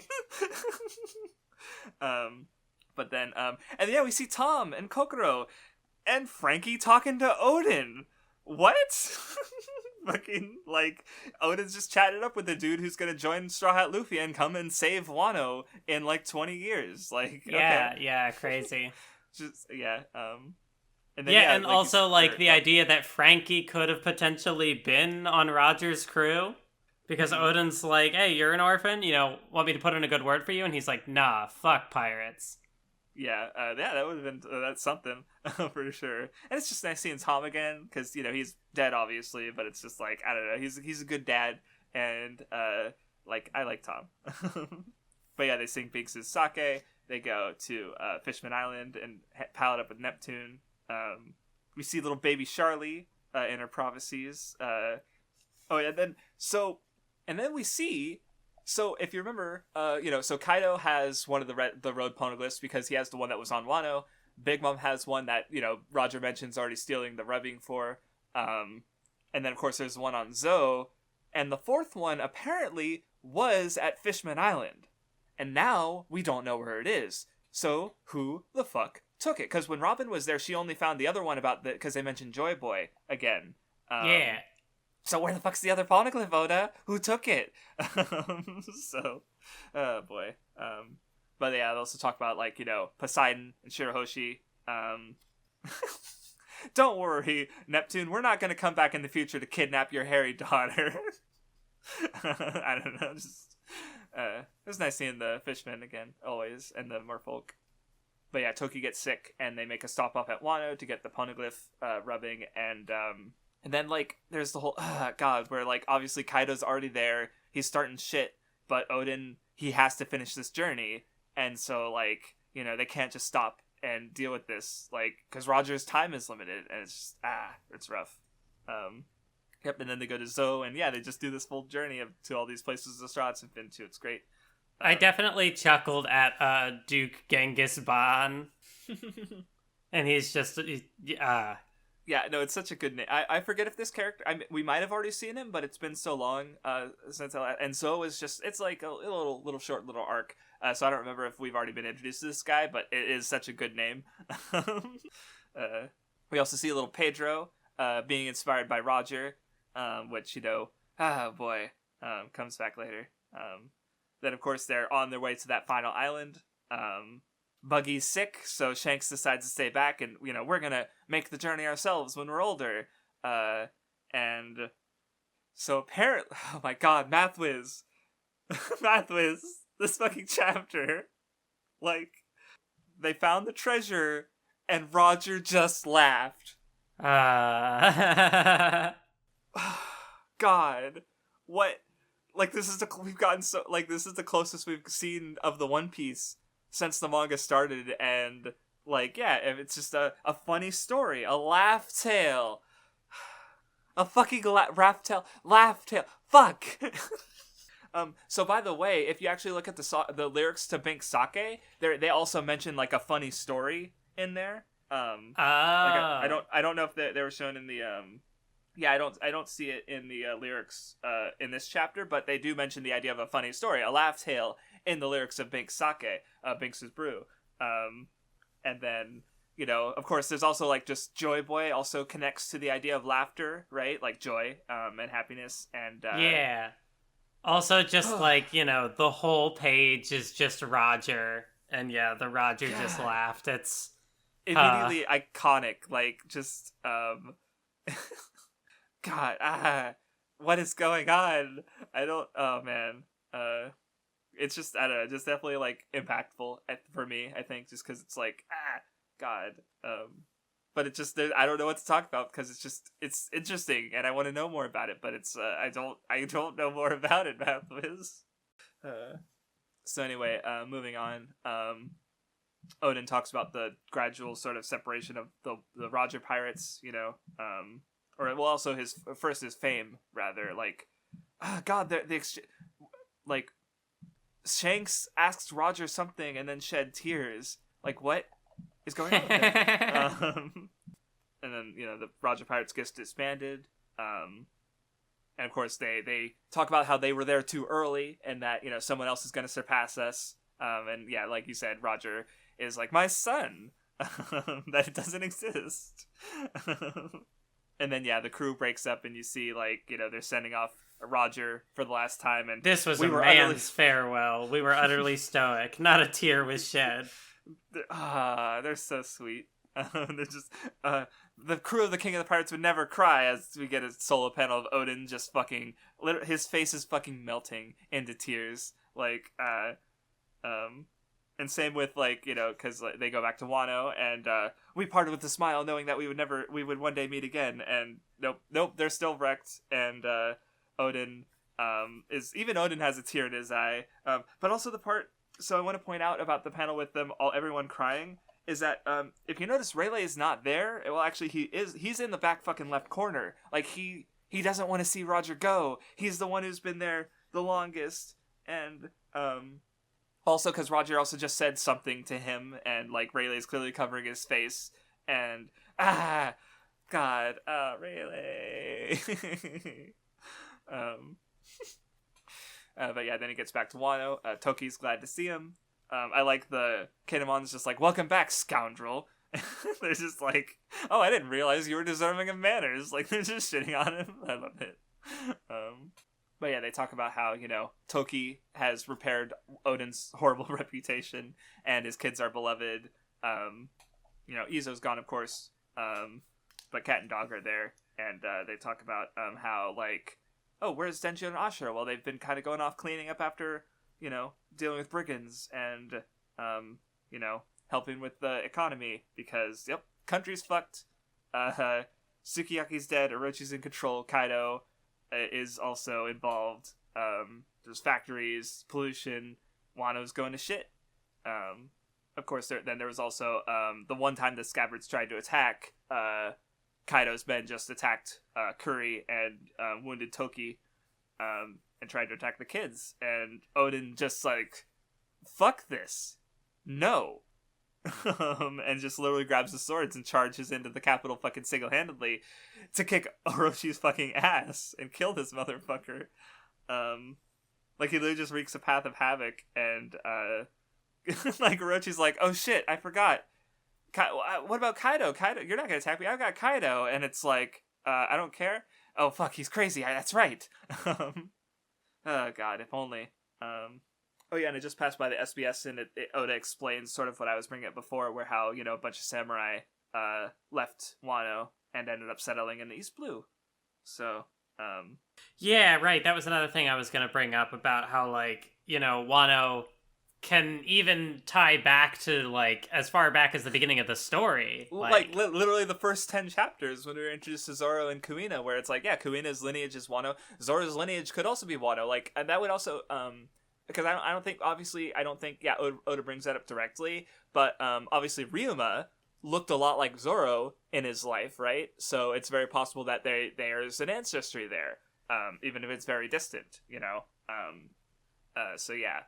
And of course, like, this also explains, like, there's the carpenter, where, you know, like I mentioned that when he showed up, the one that Frankie was working with, who looks identical to, it probably his twin brother, who lives in the East Blue now and was on the Goa Kingdom, fixing the door, and like literally like a few feet away from Shanks and Luffy, because Oda fucked up in a drawing.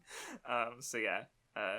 But then, so yeah, Oden attacks Orochi, but it turns out, nope, the other Kurozumi guy also has a devil fruit that would end up in the hands of another, you know, Straw Hat ally, funnily enough. Huh. I didn't think about that, how both of the fruits of these guys are, like, it's Mr. Two and Bartolomeo, and both of those people are allies to Luffy. So, I didn't think about that. Weird. But yeah, you can't get through the barrier fruit, and,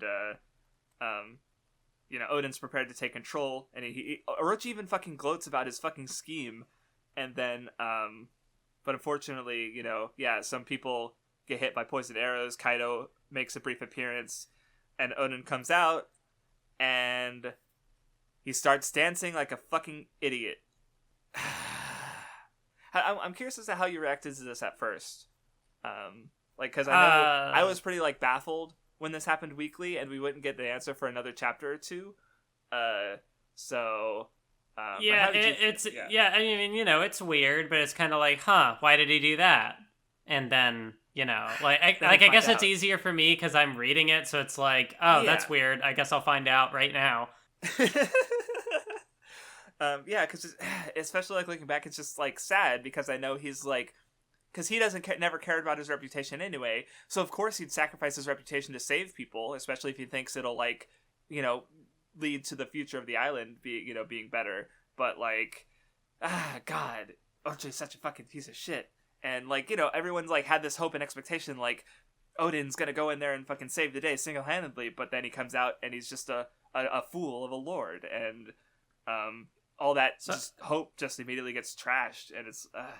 But in a way, I guess it's also kind of like, you know, he never changes, so, like, he was always kind of a fool of a lord in a way. Exactly. Yeah, right. But it's, again, just how perception and people see him. Exactly. God. And yeah, he, like, you know, kept doing it once a week, regardless of weather, for fucking ages. And, like, he didn't even explain it to his, you know, retainers. Like, they don't find out about this until, like, literally, you know, the last day of Oden's life. And I guess I'll talk about that for a bit, because I think that's really important, with how Oden sort of operates, because, you know, one of the many ideas in the arc is, I'd say, unity versus disunity. And, so Wano itself, like, as we're explained to, it's a big island that's in itself, like, the islands have different weather patterns. Like, it in itself is a collection of disparate parts brought together. And then you could also observe that, like, Orochi is the result of disunity. Like, his grandfather tried to poison the other daimyos who were his allies, and then as a result, they destroyed the entire Kurozumi clan. So there's a level, like, you know, they lacked unity in regards to how that situation went and was handled. And then so where Oden, I think, sort of, like, fails against Orochi is that, like, you know, he has allies for sure, even outside of Wano, but ultimately at the end of the day, he largely relies on himself and his, like, closest comrades. You know, so he's not necessarily unifying with, like, Kaido even mentions that he was afraid that he might work together with Hyogoro, and so he schemed specifically to try and avoid that from happening. Where, of course, Orochi, he's within Wano's borders, he is basically, like, virtually alone and incredibly weak. Like, you know, even if, like, yeah, because at the end of the day, like, this if not for Kaido, the Red Scabbards would have easily, like, taken care of Orochi and his men. But but because Orochi is able to like go outside of Wano and bring this strength through Kaido, like Kaido, nothing in Wano can touch Kaido at the end of it, even Oden. So like there's a, even the villains have that sense of like their like flawed unity is still better than Oden like working alone, if that makes sense. But then like, and the fact that Oden just won't even work with his allies completely is just, I don't know, like. And where I was going to go with that, I think I've talked about it in my video. I forget, it's been a while. But, like, the whole thing with that is because how I feel that happened is because, like, Wano is too cramped, right? So Oden grew into an adult. But I guess how I read it is that he became stunted because of Wano being too cramped. Like, because he wasn't able to go on his adventures when he wanted to, basically. And even when he did, he wasn't the, like, leader of his crew. He was just another subordinate. So he wasn't able to, like, learn how to deal with things in the way that like Luffy did, because Luffy also, like, to keep people from getting hurt, took the burden onto himself, kind of like Oden, and is doing self-sacrifice. But like, so like Luffy was able to grow in a way that Oden didn't because of Wano stunting him and trapping him basically. And I don't know, there's good ideas there. Hopefully they got across. Yeah. God, and then he finds out about Roger dying and he's crying. Then we get a little flash of Moria, who attacked at some point, and because we found out that he lost his crew to Kaido way back when. But yeah, Oden, he still maintained his personal relationships with like Toki. Like, he's like, "Do you want a divorce?" And she's like, "Are you kidding? No." And his vassals like, "We already knew you were we know you're naked dancing. It's nothing new to us." And Yasue and Hyogoro. Then Oden tries to get Orochi to finally bend, and like, "Hey, what about the people you're fucking selling off?" And "Oh yeah, we attacked Hyogoro already. You don't, who cares?" And like, yeah, Oden conceded, and Orochi took advantage of that, and he's tired of waiting. God damn. Then the red scabbards unite under Oden, and they're gonna go off and fucking fight Kaido. God. So yeah, Kaido versus Oden.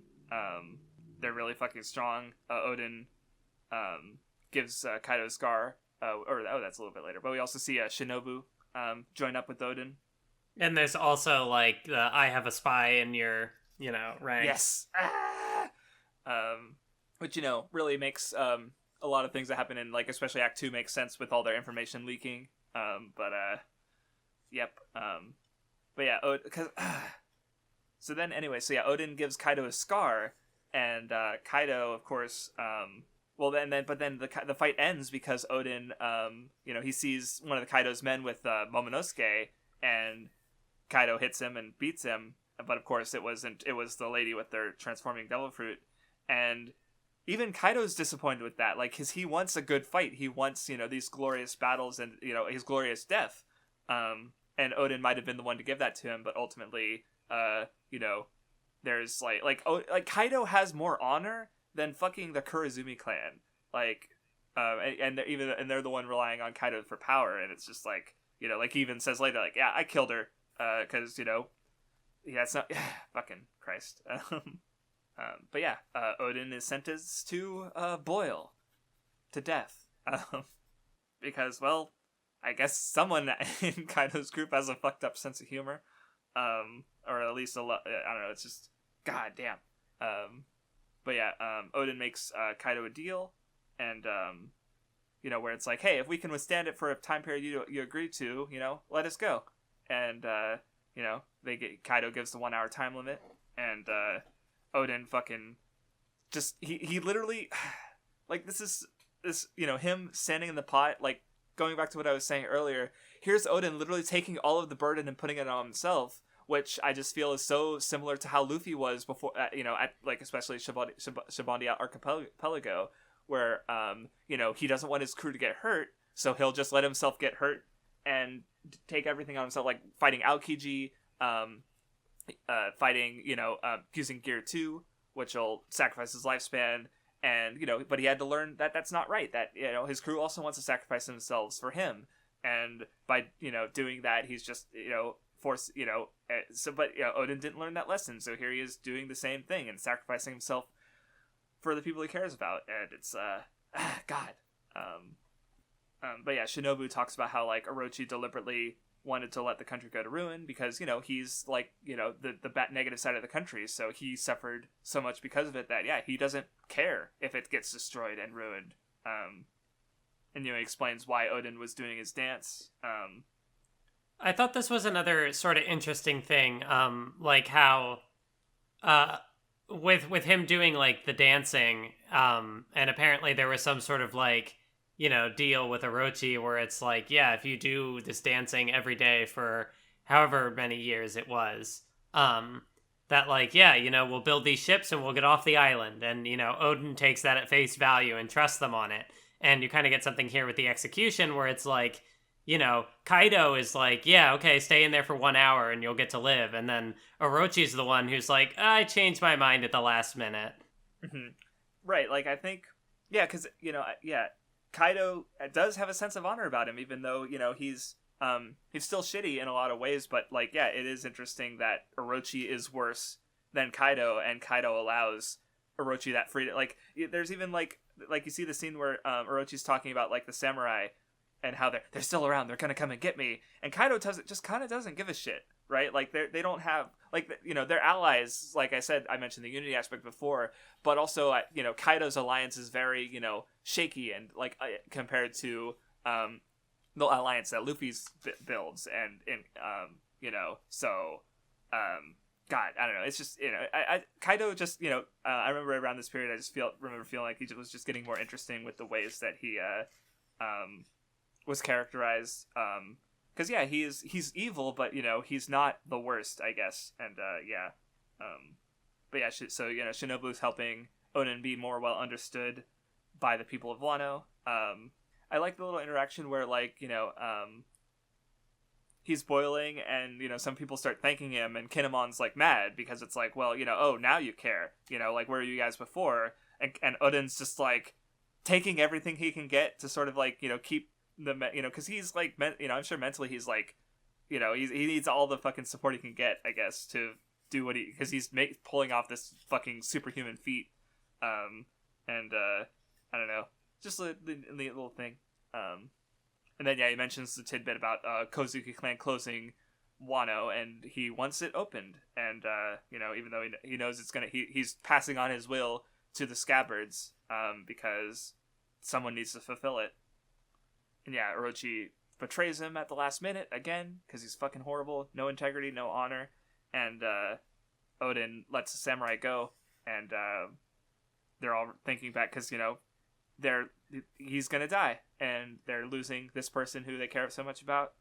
I also like that one line by Kaido where it's like, you know, your body's already dead, so it's kind of like just on his, and because, like, willpower being such a big thing in One Piece, that, like, you know, it's just the sheer force of how strong his will is that he, you know, was able to withstand that torture that would have killed anybody else.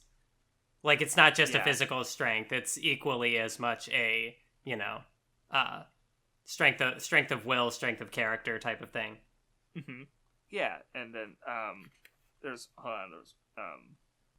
don't know. It's also interesting because, like, as far as Kaido goes, because, like, you know, he's strong, and he like, if he would really want it, like, you know, he expects all of the samurai to die, but he's not going to do it himself because, like, he stays with Oden, and, you know, he's talking about how, like, man, they're going to talk about your spectacular death for years to come, you know, and, like, he apologizes for the old hag, like, you know, ending their fight early, and, like, and he helps Oden get his glorious death, and I think that's just a little interesting because, like, you know, we were introduced to Kaido, his hobby is suicide, right? Like, Kaido is seeking death, right? And he wants it to be grand and glorious, I think, which is why he wants to fight like a strong person.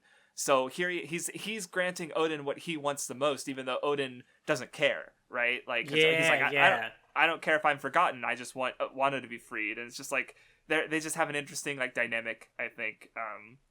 Oh God, and then it's so, like, then there's the whole thing with, again, perspective and understanding, where Oden, like, you know, he says that I was born, and then Kaido shoots him, and the line is finished by the people around Oden who never understood him before and now finally do, because, like, that now they understand Oden, and they finish his line for him because, you know, in spirit behind him, and and then you see his smile in the oil. He was still able to die smiling despite everything, and which is so Luffy and Roger, and it's like, God. And yeah, I definitely mentioned in my video, but my take with the what it means to boil is like I sort of still think of it like, boiling versus boiling over, where like, Oden was born to boil, like in that, like, he ultimately, like, he did not he didn't save Wano, but he sort of contributed to its like heat in the sense of like, how to explain it, Wano is the fires of rebellion against Kaido and Orochi, he's stoking them in that sense, but they're not boiling over yet, and they won't for 20 more years until the fire festival and the raid. But so that's what I got out of that. Anyway, then we get cuts to Toki sort of like reading Oden's will basically, and then like he's saying, if I die, use your powers, and she just rips it up. She doesn't even read it and doesn't find out, like. And, like, I don't know, I just remember thinking it was really interesting that, like, Toki, she wanted to go to Wano. She was trying to, like, jump forward into the future to where, presumably where, like, Joy Boy would appear and all that cool shit would happen. But, on her, again, the journey is more important than the destination. She met Oden. She met someone she cared about more than that original goal. And she decided to stay with him, like, no matter what. Basically. Yeah, and like she even said that like back on the ship, that it's like, oh, I might not be at Wano, but like I forget exactly how she said it, but yeah, like she found Oden, and that kind of being like, she's already there. She's already found what her goal is, and it was Oden. Like, she could have gone into the future and continued her goal, but she decided like she loved Oden, so she was going to send the others into the future and stay in the past themselves. And like, she had her dying words that struck so much fear into Orochi, right? Like, so Toki's for a pretty minor character, all things considered, who like she probably doesn't even get a full chapter worth of like dialogue, almost one, like, but I don't know, she's pretty good. I like her a lot, quite a bit for what little we get of her. God, we're almost done with the flashback. And out of discussion, I'll say that after we finish the flashback, we'll take our break because we are almost at 2 hours. And we're halfway through the reading. But anyway, oh God, no, I forgot about this. No, we get a flashback with Oden and his kids, and it's like, no, why do you hurt me, Oda? But like, so yeah, you get Oden, like, wow, he's showing, like, he's Momonosuke, like, look, it's giving them the view as they come down from Skypiea. And also just being like, what's your ideal woman? Think of a person like a fish cake as you slice them. Like, just giving weird advice. But then there's also, like, I don't know, it's so cute when, Hiyori is playing, and, this song's called Moon Princess, and he's like, oh, I'd love for you to play that at my funeral. And, like, he means the best by it, but she's literally, like, they're in the bath. Like, she was crying all fucking day. Like, I don't know, it's so cute. Because she obviously doesn't want to think of her dad dying, and like that is really like kind of dark and sad, but like, like, don't make your sister cry, Momo. It was you, father. Like, you made her cry. And I don't know, it's just good interactions. But yeah, Shinobu continues to help out as the samurai go to the castle. Fuck it, cat and dog are like, because they were at each other's fucking throats on Zou, remember? Because they were arguing with each other because they think the other person betrayed them to Oden. God, no. Or betrayed Oden to Kaido and Orochi, rather. But God. And then we get the scene with Kaido and Momonosuke where Kaido's hanging Momo over the ledge of the castle, and I just thought it was interesting because like. And because, like, just a couple pages ago, we were showing Oden holding Momonosuke over a height, and he was happy and excited. And here we have Kaido, but Kaido was the one who gave him his fear of heights with this, where he's holding him and, talking about his father. And, like, Momonosuke recites his father, like, I'm going to carry the nation on his shoulders. And he's just like, you're just a kid copying what your father's saying, and he he doesn't want to kill Momonosuke himself, like, because it's not even worth it, because Momonosuke is weak and, nothing. And, like, he's just a echo of Oden. And, so, I don't know. It's a good little interaction. But yeah, Toki sends the samurai to the future, who are the ones who can make it, and she goes to the, to Bakura town and recites her, words about the, 20 years in the future, and the dawn that's coming. I really like the panel where, like, Orochi's in the bath, and he's like, heat the water, it's not hot enough, and the other person's like, it's scalding. But he just can't stop shivering because of, like, just, Yeah, no, that's just so, like, God, I just really like how it handles the, like, it feels, again, this story feels mythic, right? Like, he's literally, like, he's shivering so hard, and he's so cold that boiling water doesn't fucking cool him, or heat him up at all. It's like, God, I love the extreme nature of things. Oh yeah, and also we got a bit more of, like, the other with the little flashback between Toki and Oden, where you wanted to search for the day the world's overturned, just go ahead into the future. She's like, no, you don't get dinner tonight, and it's she's a good lady. And then we see the people left behind. Ashura Doji's injured, Kawamatsu's watching over Hiyori, Denjiro. So apparently there's a phrase or a saying regarding, like, he kind of says it later with it, like, his face changing to the anger, but Denjiro is Kyoshiro. Were you, I know some people predicted it, but I don't know. No, I didn't. Okay, yeah. But yeah, definitely reframes. My favorite reframing regarding the prior reading is there's the part where he's talking to Orochi and he's like, oh man, I sure hope the samurai come back, then I could show you my swordplay personally, he says to Orochi, because he wants to fucking cut off his head. Yeah, okay. So it's like, the little snide wording there is just, I like it. But yeah, he, and then we see, again, like, he was working with, especially the most blatant thing reframed is when he saved Hiyori by cutting her, like they even mentioned the blood bag specifically. Yeah. And we also see that he was Ushimitsu Kozo, the because he was literally like the money that he would get as a yakuza and she would get as a oiran, he would redistribute to the poor. Like and Yasuye sort of took that blame for him, probably not even knowing who he was. But yeah, it's good. But yeah, then we get they're sort of talking about that, and Orochi is telling Kaido about the samurai, and of course Kaido, like, he has some questions for the survivors. And then apparently there's also another Kurizumi, who lost his parents on the Kabuki stage, almost saying who it is right there. Then it flashes back to the present. Goes through, Oden sacrificed Kinemon's journey to get comrades, the raid, and nope, no one's there. God, and the way, okay, because we get the soldiers should be present, the samurai are going to go off anyway, since their plan was leaked, and then the way, like, at this point I don't want to know who the traitor is, because they'll never confess, and at this point I don't want to know, because he cares about his comrades so much, and then Kanjuro's like, Kiku is right, Kin. Let's clear it up now. It was me. Yeah. You motherfucker. I remember being pretty surprised about this, but what did you think? Yeah, I didn't see it coming. Yeah. Okay. Well, so I want to share another fucking.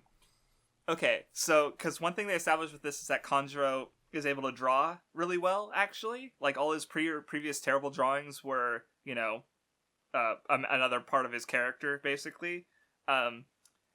So one person noticed, apparently, that after this point, Kanjuro holds his paintbrush in his right hand, but if you go back to, like, Dressrosa, he's holding his paintbrush in his left hand.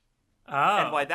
And why I think that's interesting is because in a really old SBS, someone asked, hey, Oda, can you draw the Straw Hats with your left hand? And they were all terrible. So, like, he literally used that SBS thing of him not being able to draw very well with his left hand for Kanjuro, like, deliberately hedging his abilities and being a traitor. So I don't know, I just like that the fucking details he puts in the story, I swear.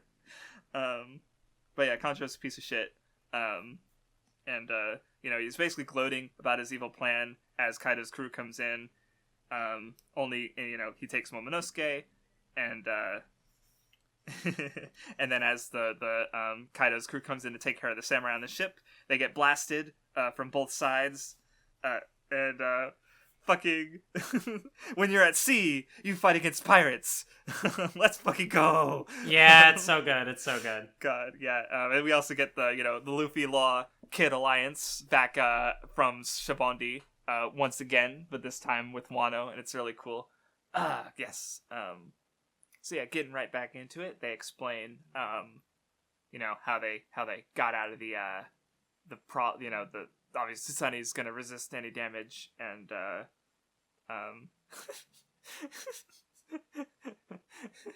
the plan was leaked. Oh no! But it's like, wait a minute. All the ships just went to a different port. Oh yeah, no. Obviously, the captains just destroyed more ships. Yeah, I love the way that got explained, where it's like, or not, is explained the word. It's just like he's like, oh, it was supposed to go to the other port, and it's like, oh my god, I didn't know that Kinemon was so cunning and scheming, and and everyone else is like, he got it wrong. Oh wait, it was supposed to be the wharf, not Tokage Port, and he's just blushing. And the fact that like all this build up, like you have Denjiro, who was one of the smartest of the scabbards. He comes in, he betrays the Kaido's crew, and explains Kinemon's cunning stratagem to oust the traitor. I knew you were sharp, Kinemon. And he talks about how all the ships dodged the havoc. Oh, the ships that were destroyed, they were we'd already left. Those were empty vessels that we didn't need, because Frankie's just too much. He's so fucking good at his job that we didn't need all these extra ships. And that raid hasn't lost a single step, which is just like all the hype and build up, and then it's just like that. And the whole chapter ends on a punchline where it's like wait, what? And it's just the fucking comic timing is so fucking good. And of course the other scabbards know that, oh, you fucking dumbass. God, very good. But they're rallying their forces. Kanjiro does escape, but then we get a little exchange with Momo where he's I'll find a way to escape on my own, and Luffy's like, we'll save you because we're pals. He's recognizing that Momo's by his standards he's being a real man. He's growing up a little bit. And good Luffy. I like how the samurai just end up on Law's ship, and he's just like, this isn't your fucking garrison, assholes. Yeah. Except like unfortunately, Law made the mistake of being the only motherfucker in 5 miles with a brain cell. So it's like, oops, because like they need to join him and strategize and come up with a plan. And so who the fuck are they gonna talk to? Luffy? Nah, he's like fucking like the Kaido's crew's got these big ass cannons, and the Straw Hats just go. Or no, actually though, that's right. No, I'm getting a little ahead. The ship with the cannons gets taken out. Guess who's fucking back? It's fucking Jinbei! Oh my god. Yeah! That was so fucking cool. Yeah, when Jinbei came back, I was like, let's go! The way he introduces himself, where it's like, Warlord is seen. No, I accept a more, glorious title of Helmsman of the fucking Straw Hat. The way he's got the text box with Straw Hat Crew Helmsman, it's just like, he's here, this is, Mathwiz, this is the first, like, Straw Hat to join the crew since since Brook. Like, this is now a rare occurrence. Like, when you start the series, it's kind of regular, but now it doesn't happen that often. And so, it's maybe that's cool part of why it's so hyped that Jinbei comes, or, when he does come back. Because it's like, it's coming, he's going to be here eventually. And then, because we haven't had a new crewmate since post-time skip. Right, exactly. And it's been such a long time coming, too, because at Fishman Island, Luffy's like, hey, Jinbei, do you want to join my crew? And he's like, I got other shit to sort out. But yes, and, he should have sorted the other shit out. His crew's fine. They're out of Big Mom's clutches. They're safe. He's safe. He's here. He's coming to help. Yes, let's go. Like they just jump and hug him, and like although especially the whole Cake group is super pumped. Because they fought alongside him. Nami's bragging about how good he is, and Nami and Chopper are bragging about how good he is with the ship, because he was fucking surfing, and Sanji is in the background bitter because Jinbei's covered in bitches, and Sanji has no bitches. Sorry, I couldn't resist. It's good. I'm so glad Jinbei's here, finally, at long last. But yeah, so we got the minks are here, and everyone groups up to talk about strategy. Kinemon explains the plan, and then Jiro's like, okay, so that plan, that was your fake shitty plan that you leaked to Kanjuro. What's the real plan? And of course, Law adapts their plan because I love the little the panel where he's explaining, and you have the arrows, and it's left, right, and then idiots just going through the center, because he's finally adapted. He's been the shots long enough. He knows they're just gonna fucking do their shit, and those idiots are just gonna charge right in, and they'll be the distraction. So I don't know, just Law, good. Oh right, and then of course there's the whole thing. It's like, oh shit, that's right. There's that small fortress just sitting outside of the island that's gonna potentially risk a bunch of our manpower if we're gonna take it. And the Strats are just like, I think there's booze over here, and literally just just 7 of them. Zoro just is like, I think I smell booze, and Sanji's like, how? And then sure enough. And yeah, so Robin, Brook, Jinbei, Luffy, Frankie, all just they fucking and then you got the one panel of Usopp, Nami, and Chopper just looking. Yeah, and they're like, good job, guys, we did it. This is so good. The Strats just doing their own thing, and they just fucking this really dangerous and situation just becomes nothing, and they just completely run it over, and they're so good. And then of course, they're about to toast, but they decide, you know what? No, we're gonna have a big fucking celebration after we kick Kaido's ass. Let's go. Yeah. So hype. The build-up is so good.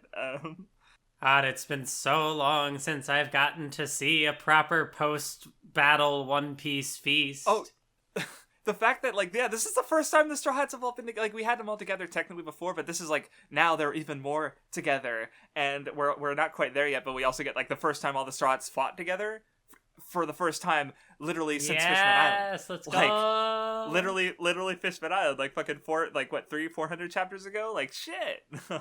So. I also, when there's that one panel of, Jinbei steering the ship, and then you just have, Chopper just with, a low detail, just, smile on his face, and it's just... you get a few of those, and it's so... Just little dot eyes, and it's cute. So anyway, they reach Onigashima. Of course, Kaido's crew, as far as they know, all the samurai are defeated. There's no, they're just partying. And they use Kinemon's power to sort of suit up with Kaido's crew uniform. So they all got the Mad Max and the horns, and it's the goofballs. Then, of course, we see the partying going on with the Fire Festival and Queen's Golden Festival.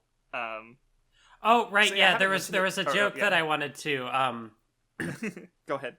There was a joke that I wanted to point out where it's they sink the ships, and they're like, on this mission, we need no return ships. And then Usopp and Chopper are like, wait, we don't need to do that to the Sunny, do we? And Frankie's like, over my dead body. Right? The samurai are too hardcore, and the Strats are like, no. Yeah, I guess that's come to think of it, because I've been mentioning the innocence and the honor thing with the samurai versus, obviously Orochi being dishonorable. And it's just worth noting that the Straw Hats, back before, where they were Usopp and Nami were yeah, if we're captured and tortured, we'll probably spill everything. They're not but as hardcore. They play on that later. True. But yeah, no. I think it also just kind of shows the difference in, I don't know, priorities or mentalities, where the samurai are no, we're going in. This is going to be our final battle potentially. We're not expecting to come out of this alive. Whereas with the Straw Hats, it's always no, we're not going here to die. We're gonna beat them, and we're gonna win, and we're gonna move on. Yep, because they've done this a bunch before, and it's Let's go. Yes. It also reminds me, because I just remembered Brooke's line from Whole Cake Island, where it's like, who plans to die, right? Where he's literally facing off with fucking Big Mom, and he's, like, no, I'm gonna fight one of the strongest pirates in the world, and I'm prepared to live on after that. And like, just like what Luffy just said, where it's like, we're gonna have the biggest feast after we win. Like they're thinking of the future and what they're gonna do next, and let's fucking go. But anyway, I haven't mentioned it so far, but I mentioned it to you in private, because I have, as part of my One Piece kick and my insatiable desire, like, I'm gonna struggle these next couple weeks, like, trying not to just read the rest of Wano, like, just right away, because I want to read it closer to when we discuss it. But one of the things staving me off from just reading more Wano has actually been, Ishitani Megumi is a director who's worked on One Piece, and I've been recommended her episodes before, and I did watch the first one, which was 957, which adapted chapter 956, which was the news one with the Warlords, and she adapted a bunch of, she's done 3 other episodes since then. There's actually a neat little collection on Cat Noises, where it just has all the episodes she's done, and I have seen a few more episodes of Wano, mostly from the Oden flashback, but like, these episodes are generally like, they really well directed, and there's, my favorite one so far is definitely 1015, which adapts chapter 1000. But I wanted to bring it up because I've definitely watched the scene because she did basically this Golden Festival with Queen and Apu. It's just a really fun scene with like really fun like use of color and music. And I just keep thinking about it while looking through the manga version, which is still fun and good, but I don't know, man.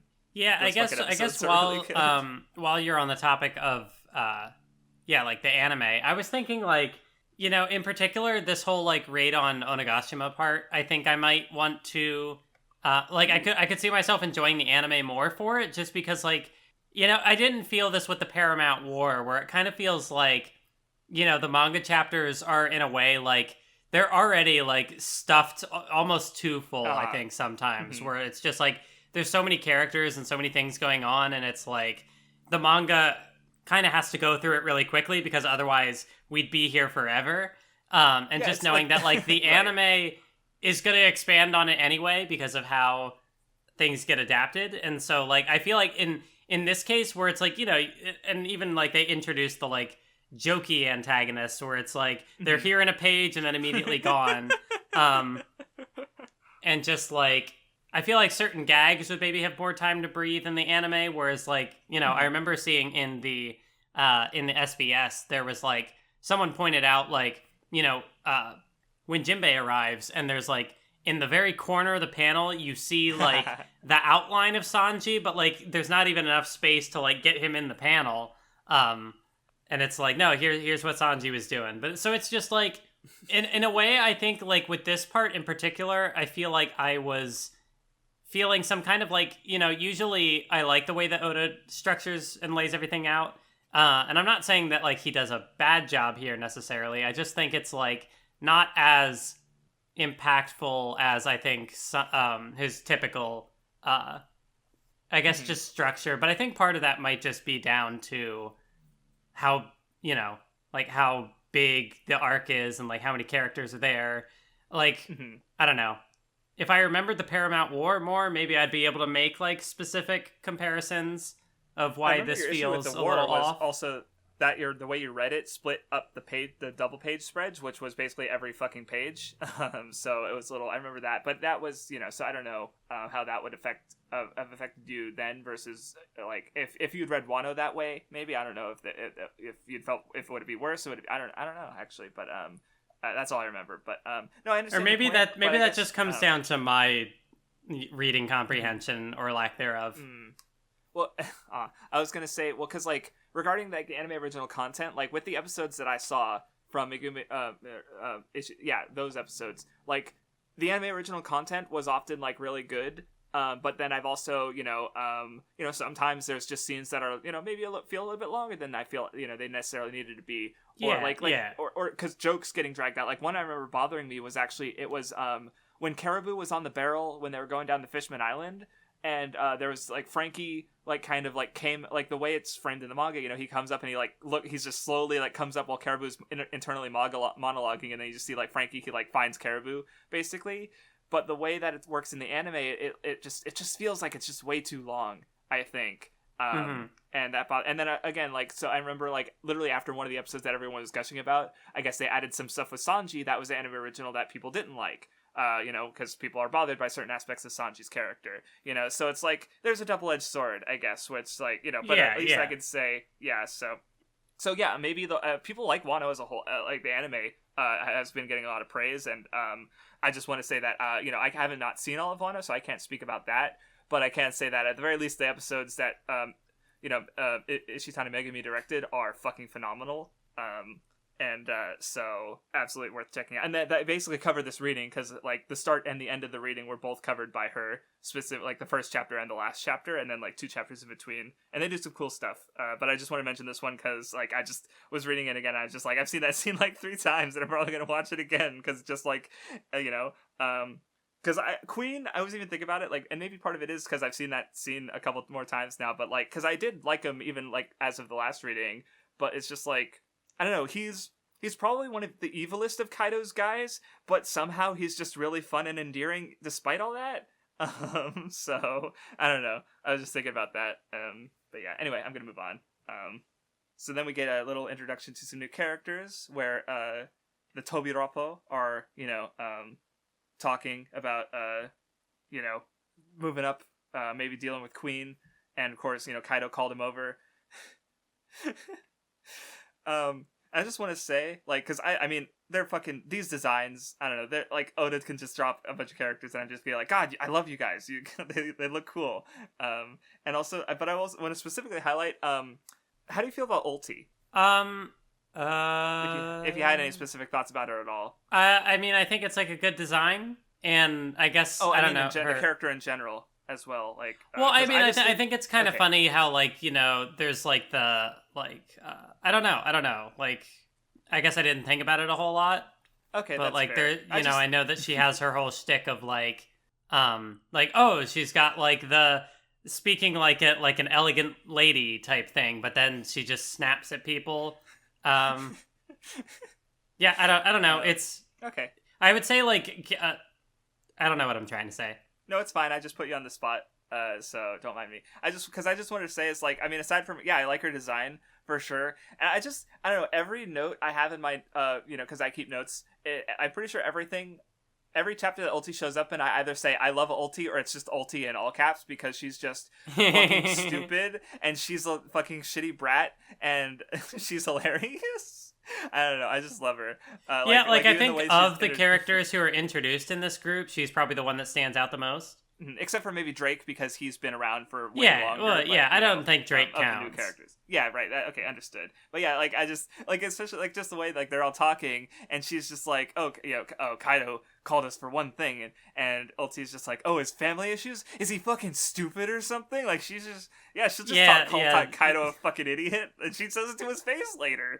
Like she's so good. Yeah, and I guess she was kind of the only one who would do that, because you know the other characters are like snap at anything but that.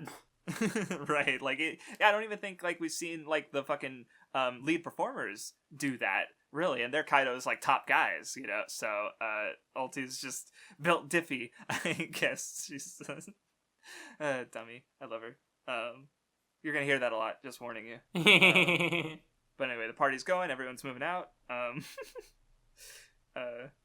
like how like fucking like Jinbei, he's new to the crew. He doesn't get things the way the other Straw Hats do. Like, there's a part where he argues with Sanji later, and of course you also get this first scene where like Frankie's bringing out the Brachio tank and the Black Rhino. Commander like, Chopper! Let's go! And then, adorable. And then he's like, where'd Luffy go? And he's like, oh yeah, he went to go tell Eustace Kid about Kinemon's plan. And that's only gonna make things worse. And then what Zoro said, that's what Zoro said. Luffy's gonna make things worse. He's gonna go stop him. And then he's like, well, then he's just gonna get fucking lost. Like he just Jinbei's new. He doesn't know things. Like because he's got a brain cell. He's one of the rare Straw Hats with the brain cell. But like, He doesn't know, so they're yelling at him because they've known these fuckers for years and been with them countless times where they go off and do dumb shit. And Jinbei was in the position to stop them and didn't because he didn't know any better. Yeah, it kind of reminds me of like of any of the other Straw Hats. It kind of reminds me of how like Nico Robin was, initially very kind of like aloof, and while all the other characters would, get up to their shenanigans, she kind of was the one who would stay out of it. But then like gradually she gets more acclimated, so now it's like, now it's Jinbei who's the one who seems like the... No. I thought of it, and now I can't not say it. He's the fish out of water, but That was good. I was like, what, why'd she stop? What was she about to say? No, that was perfect. Holy shit. I mean, you're right, yeah, because he has interacted with them before, but, not in this kind, like, like... Zoro, when did Zoro get lost on Fishman Island? Like, they were kind of separated, actually, for most of Fishman Island, right? So he wouldn't have been privy to that trait, and Zoro wasn't there with Whole Cake at all. So it's just, I don't know, it's good. I think I was also going to say, like, sporadically we see kind of Kanjuro working his way to Kurazumi, or no, wrong thing, Orochi, wrong name, yeah. Orochi, well, yeah. They're both Kurazumi. But they're both Kurazumi, that's why that doesn't work. Right. But yeah, like, he has to fight the guards on the way in because, like, they don't know that he's Orochi's spy. And I think that's kind of interesting, and how it sort of, like, delays things. Like, them getting the information. Actually, it works against them because, they could, if they didn't get the warning in time. So, yep. Also, now, go on. Well, no, you say your thing. I was just going to point, I just love having the Straw Hat interactions and just them being fucking goofballs again. Yes, I'm looking at the panel where Sanji's like, a rendezvous in the battlefield, Nami, and then it's just Usopp and Chopper in there, and Sanji's just like, he's got the look on his face like he's gonna fucking kill Usopp. And then right after that, Frankie's like, "Oh, back seat's open." Brooke's like, "Don't mind if I do." And yeah, like, no, he was making the offer to Robin specifically, and she's just like, "Well, I guess I'll walk with Jinbei." Like, I don't know. And I just noticed that she specifically like seems to get along with Jinbei a bit, which I assume is because like they're the more mature members of the Straw Hats. Like Frankie and Brooke are also older, but they're goofballs, right? Yeah, so I like how Oda changed. Like, if you were looking at the crew as a family, and he changed, like, Jinbei would be the dad now, and Grandpa or Frankie would be like the old pervy, or I forget exactly how he said it. It was pervy grandma. I don't know why grandma instead of grandpa, but pervy grandma. So I don't know. It's weird, a little weird, but yeah, no, it's definitely like, Frankie's more of a weirdo. So Jinbei's the dad now. Fish dad, let's go. But yeah, I just like Robin, clicking with Jinbei as like, well, we have brain cells and we're mature, and she doesn't have anyone else like that on the cruise. So like, this is why, because I remember some people who I will not name, were, iffy on Jinbei joining the crew because they were like, well, we don't know what he's like with the Straw Hats yet. And my observation was like when Robin came out of the fucking Mary, we get one chapter and she has a dynamic with the Straw Hats. And yeah, the issue with Jinbei is that we had a lot of chapters with him and the Straw Hats, but he didn't get that specific dynamic. And here he is getting like dynamic and finally like having these relationships with the Straw Hats as one of their crewmates, and having a unique thing with Robin because of them. Yeah. And it's like, this is what we needed, and it just took a while because of how the story went, and now we're finally getting it. Jinbei's a real ass Straw Hat, and it's good. He's good. I like him. I also see in the one panel there's like a little bit of a wrestling while Robin and Jinbei are walking off, and it's like, what's that about? I actually don't remember. Because I feel like it would have been covered, but I don't remember. But anyway, so yeah, we see Kaido meet up with the Tobi Roppo, and they're all being like, even Ulti's like, "Oh, Kaido, what an honor!" But then like he mentions them being forced to wait, and Ulti's just like, "Get it together already!" Like, yeah, she's such a shit. And yeah, Kaido just takes it in stride. Right? Like, yeah, he's chill. I like it. Of course, King was the one who invited them because using Kaido's name because he knows how to manipulate them, and of course they're ordered to go find his idiot son Yamato. you have been suspiciously quiet about after your last message to me, so I'll get to that when we get to that. I was quiet about it because I figured we'd talk about it on the podcast. I know, but I'm just like, I want to know how you feel. Like, do you hate him? Do you love him? Do you think he's a fucking dummy? All of the above? I don't know. We'll find out when we get to him. He is a fucking dummy. Let's just put that on the table right now. But anyway, that's a little ways off. So yeah, Kaido talks about all his plans, and then we get back to the festival, and I'm just seeing another panel with Ulti where it's like, it is your stupid family problem, and yeah, she's good. Right. Yep. And anyway, back to the festival. Luffy is going around. Some people are partying. They spill some of the Oshiruko, and oh no. They're like, this stuff isn't even, just fucking put it in the dirt and let him suck it out. Suck it off the ground. The fucking beggars. They should be happy about that. And Luffy's like, get unfucked up. Yeah, fuck you, motherfuckers. Like, he doesn't. It's literally not even a page in the next chapter before he fucking ruins their fucking day. Yeah, I also noticed in the SBS, I wanted to call attention to it just because I think the timing is funny. That, you know, there's that comment about, like, is it true that you'll quit drawing One Piece in 5 years? And it's like, you know, I think this volume was maybe released in like 2020. Or the chapter's published in 2020 and it's like 2023 and I'm like, nah. Yeah, right? Like, yeah. Like, I always think back to that comment. I think it was in the My Hero Academia volume where, like, Horikoshi... Why did I think I mixed up names? That's the right author, right? Oh, God. No, yeah, I'm all scrambled. Yeah, Horikoshi says something about, like, the sports festival and how was it Kishimoto who gave him advice or something about, like, yeah, you know, if you're planning something out, you know, always account for it to be like double the length of what you expect. And yeah, I always just think about that when it's like, hey, when's One Piece gonna end? Or give me what's a time estimate you think you might be done? And it's like, don't take any of it at face value. Right. No, and I think Oda even mentions that in that comment too, where it's just like, you know, well, yeah, and it even explains his reasoning is that, like, you know, it is long, but it is moving towards its ending. So but I don't know, it's but yeah, kids like talking shit about Luffy for causing problems, and then Zoro comes in and he's like, Luffy, what are you fucking doing? You goddamn idiot. And he causes an even bigger scene. Kids reaction is so good, and then I love how Luffy's like, they spilled the Oshiruko on the ground on purpose, and Zoro's like, oh yeah, you're right, they should fucking die. Like, why is that making it so bad? Like, they just their thoughts are so good. And I like how Apu's like, wait, that's obvious who that is. Like, of course there's someone who recognizes them. But of course at this point, you know, they don't know about the full scope of the attack. You know, these are just some malcontents on Wano who just came to start shit. Apu shows off his power a bit. Yeah, it's really cool how, like, it's such a devastating ability, but also it can be like a fucking useless ability if you know how to counter it. Yeah, exactly. Like, especially like the way the explosion just wrecks Luffy. Even Queen's like, wait a second, is that all you guys got? Like, hold on, he just got wrecked immediately. And they, you know, and like Zoro says, they don't want to take too much damage before they actually fucking fight Kaido.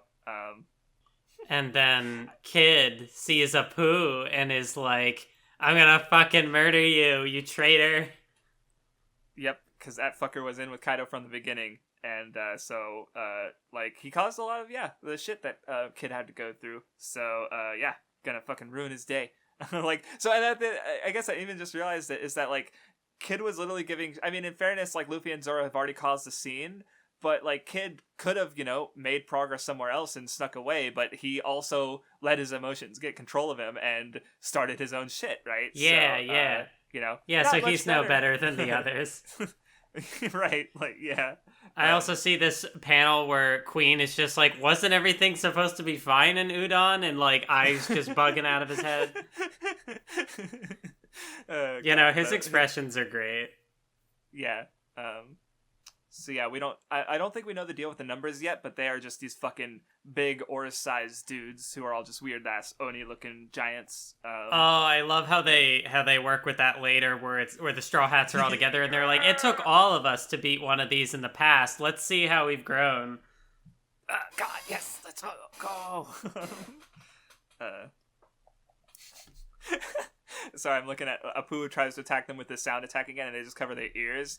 And Killer's like explaining it, So Luffy, Zoro, and Kid are just like, huh? The fuck did you say? I can't hear you because I think that's one of my favorite jokes in this reading. Just you have to block the attacks, and they're like, what?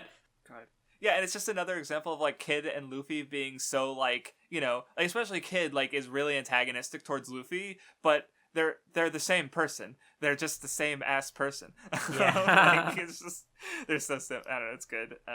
Yeah, this is where it really feels like the way that this whole Wano portion uses the so many of the worst generation characters. It really does feel like hey, these are like rivals. Like Kid and Luffy fighting side by side and butting heads. Because it's like it actually One Piece doesn't really do that sort of we don't have a Sasuke to Luffy's Naruto type thing. Mm-hmm. Yes. Yeah, that's a good point. And I even just realized we actually have more than half of the worst generation here, because you have Luffy, Law, Kid, the Killer Zoro, then Drake, Hawkins, and Apu. So that's 8 of the 14 of the worst generation. So yeah, this is I didn't think about it, because I noticed that there was a lot of them too, but I didn't think about how there's a lot of them, and and also in a sense 9 are related to this reading, because you also have Capone Beije on the cover story doing his whole weird thing, where I guess just to briefly talk about the cover story a bit is because I don't know how much attention you were paying to it, because it's hard to talk about them in the first place. I don't even know if it's over by this reading. No, it is. It is. It was over? Oh, yeah, I guess it was, yeah. But I don't know, I liked it in that, because it's basically Lola's arc, because she was this character we got about, ages ago, and, she got married, and, Pound met his, some people were mad about Pound being alive, and I definitely was, a little hesitant, because I did really like Pound in Whole Cake Island, but I think what helps it for me is just that, I don't know, the positive feelings of Pound getting to meet his daughters and his grandchild outweighed the minor negative of I guess Oda didn't kill off this character, so but yeah, that about sums up my feelings on the cover story. Yeah, and I love how when he's initially like, I'm your dad, they're like, what? And then they're like, we're getting out of here. I don't trust this guy. Oh, yeah, there's some good gags. I like how there was one where I think Galti, Beiji's, the guy with the big arm who marries Lola, he's carrying Lola away, and then next to him you have Chiffon carrying Beije away, and he's holding their child, and he's kind of blushing a little bit because he's like, what the fuck is going on? I don't know, I just thought it was a cute image of just, she's the Chiffon's a chat. And then I also like when Pound shows the locket, and on this very tiny picture relative, because he's a big fucking dude, it's a picture of Big Mom kicking him out, and then it zooms in even further, and you see the twins in just something, I don't know, something about the delivery of that is funny to me. But yeah, fun cover story, so just thought I'd bring it up since I thought about it. Anyway, the attack continues. Sanji wait, what do you mean Pleasure Hall? And I like the panel where there's a bunch of images of him, yeah, just fucking dummy. And of course he comes back and he's just depressed because it was empty.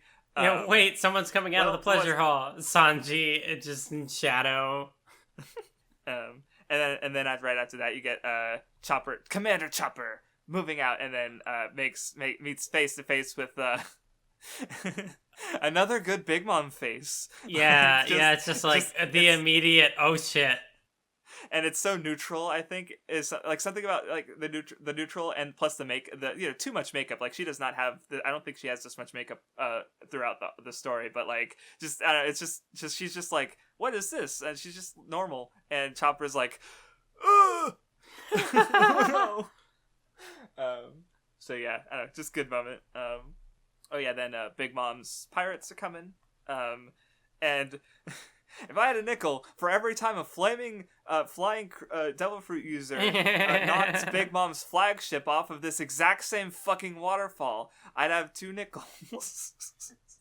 And yeah, this was also kind of cool because I didn't expect Marco to show up. Yeah, no, me neither. This was a part where like I messaged a friend as soon as I got to this part. I had an audible like, what the fuck? Why is Marco here? Yeah, because I don't know, something about the way he was talking about it back when we saw him last. He was kind of inferred that he wouldn't, but then he also gave a message to Luffy that said, "I'll be there," as we saw, and it's just like, it's cool, Marco, because he was Oden's friend and crewmate and shipmate, and it's really nice. Yeah, it's so good. Good. And I don't know, something about the glasses adds to his design. I mean, I know you're, especially with girls wearing glasses. I love when he's in Phoenix form and he still has the glasses on. It's so good. So good. Yes, I'm so glad you brought that up because it's so I just love those little things and it's the little details. Yeah. No, yeah, Marco with the glasses, I agree, is a very good addition. Yes. And rest in peace, Big Mom Pirates. Well, Pirates comes back, but yeah. Oh yeah. Also, I just noticed the SBS because I thought it was interesting because he talks about Page One's tale and how like literally as he was publishing the manga, like more fossil evidence for the dinosaur that Page One turns into came out. So he literally just like sneakily changed it, and someone noticed because of course they do. Yeah. So yeah, Kaido's partying up with Orochi. That kind of makes me wonder, like, if this was any other manga, would the mangaka have been able to get away with it? But the fact that it's One Piece and like every detail can matter in certain cases, so people like comb over it. Probably. Well, see. Oh no, never mind. I was gonna bring up Soul Eater because remember how Medusa's hair was supposed to be going a certain way, but I remember that the author mentioned they brought up that detail because they fucked it up immediately.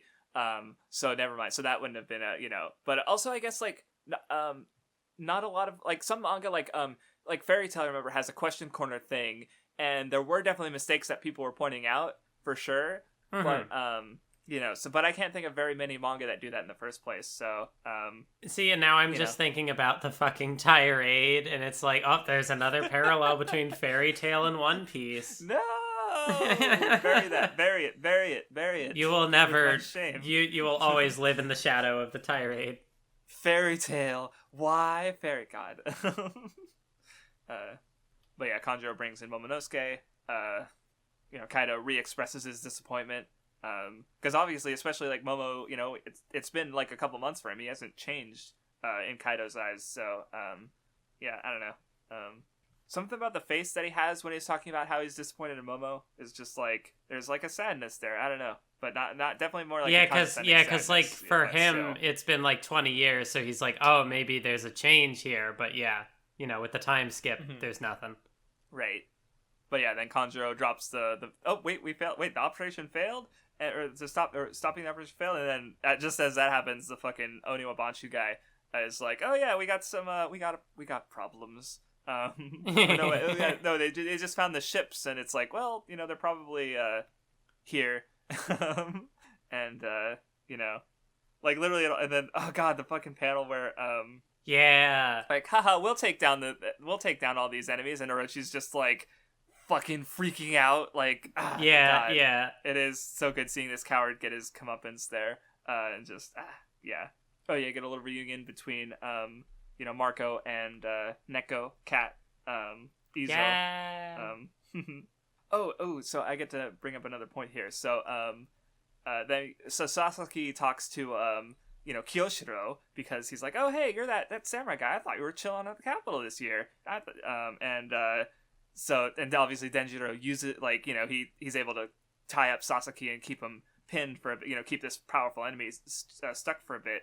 And Sasaki even specifically mentions, like, after he's freed, that, like, his not knowing the history of Wano, like, screwed him over here. And what I thought about that is, because I mentioned the unity thing before, and so obviously, like, Oden's fault was that, he was unified with, like, his men, but he generally tried to put everything on himself. And where Orochi, was able to, like, look and find other allies outside of Wano.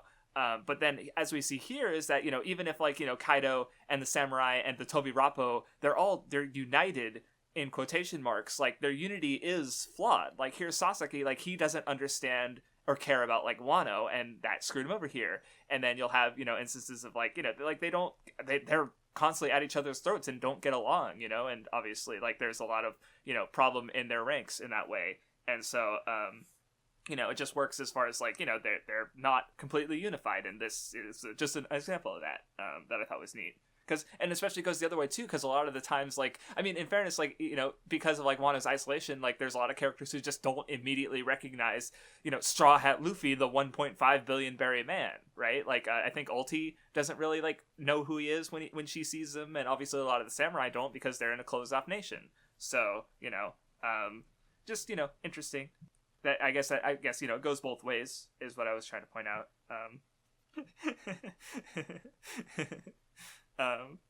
That you get Big Mom fucking comes after the Straw Hats because that's what she's here for, and like they retreated in the opposite direction. What a bold sacrifice! And it's like Usopp was involved. It was not on purpose. He does not care. And then you get Nami and Carrot, and Nami's just like, Usopp, Chopper, I hope they're okay. Oh well, let's move on. And Carrot's like, what? And yeah, well, that's how, and of course Zeus is recognized that Big Mom's near, and that's fucking Ulti, where she's just like, I'm so tired, can you give me a piggyback ride? And he's like, no. And she's like, you motherfucker, I'll fucking struggle. Like, she's just choking him, like, she's so terrible. And then she meets Luffy. It's like, who the hell are you? And like, they're god. So yeah, Big Mom, punched Chopper and Usopp, and they got blasted away. But then she turned away to go back after Zeus. Also, I like how she used her soul power on a bunch of, like, Wano objects to make, like, because I'm pretty sure, especially the umbrella, they're like yokai, which is just a neat little Wano. It's just neat seeing her powers sort of recontextualize a bit for Wano, in the sense, like, I mean, they're still the same powers, but yokai. It's cool. Just a little detail. But anyway, then, Orochi props up Momonosuke for his execution. Also, can't miss the part where, it's like, oh, where'd Sanji go? Oh, I spotted him. It's like, I'm not giving up on finding the ladies. And it's just, why is he here?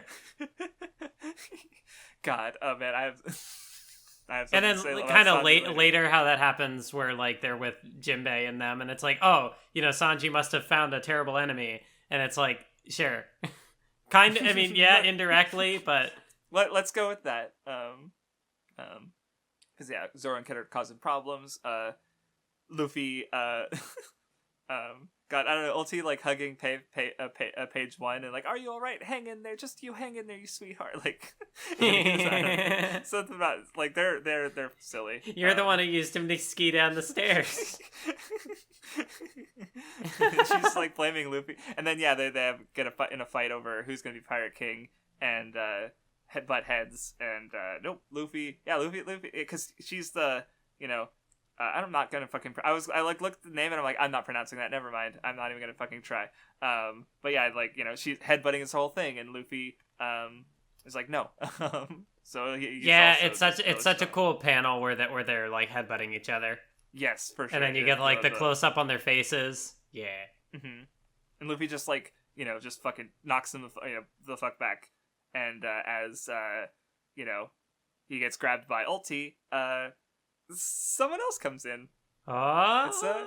It's him, Master Yamato, Kaido's son. Who? What are you talking about? That's Kozuki Oden in the flesh. Literally just grabs Luffy and like the panel of Yamato carrying Luffy under the arm is just, I don't know. And he's just like chill. He's just like, oh, whoa, like. So I'm just looking at it again, like, just the casual reaction he has to being lifted and carried away is just like, okay, he's just so chill. And he even says that he doesn't sense hostility, but it's just, I don't know. And but yeah, like page 1 and Yamato are trying to play off getting the shit kicked out of them. And it's like Ulti's like, more like blunder blah. Yeah, that was also really good. Oh boy. So yeah, Luffy clashes with Yamato a bit, get a little sick of his shit. Oh yeah, and there's another little thing because like Orochi's talking about Momonosuke as they are about to execute him, and like you see Jinbei and Robin chilling, hanging out. Yeah. Bring him down so I can stab his eyes out. And then it's like, what do we do? Like, I don't know. It's interesting, like, because Robin's playing a villain, but she's also being more villainous than she ever actually was as a villain. Like, she hurt Vivi and Cobra for sure, but, like, this is a little bit more extreme than that. And, I don't know, just, they're fitting right in. And also Jinbei as, like, because he was a former, like, he's called, like, boss, which is the same term that's used in kind of Yakuza. And he was a, kind of like one of the royal soldiers on Fishman Island, but he came from the Fishman Island district. So, there's kind of like, I don't know, I definitely feel like he has the air of a former delinquent about him. So, I don't know. The only other character who would fit here like this, I think, is Frankie, who is also, kind of a back alley thug, as far as like acting as villains. So I just thought it was neat that, it was these two. So anyway, Law gets the samurai in the back. Izo and Kiku meet up for the first time, and like for Izo it's been well over 20 years, and even for Kiku it's been like 4 or 5, I think, because once Izo went out to sea, he never came back. So and of course we've seen Izo obviously at the, because you brought him up last time as because he was at the Paramount War, and just standout design of one of Whitebeard's crewmates, and I don't know, we got more of him now, so it's cool. But anyway, Kaido comes out to explore his new Onigashima project with all of his lead performers. And then Yamato explains that he literally wants to be Kozuki Oden. And, his journal is his Bible. And yeah, we get the reveal of what Yamato looks like. And I don't know, I'd like to hear about what you think about Yamato, because you definitely anticipated him. And you knew about him before we even started the reading, I'm sure, because... reasons. Yeah, like I didn't know about Kiku. Like, you had told me that there was another character who did a gender and it was much more like low key. But it's kind of hard if I'm, existing in like anti-Twitter or in spaces where people talk about One Piece. Even if I, try to go out of my way to avoid it, it's kind of inevitable. You also follow people who will talk about like gender and trans-related things, so it's yeah. It's probably going to come up at some point.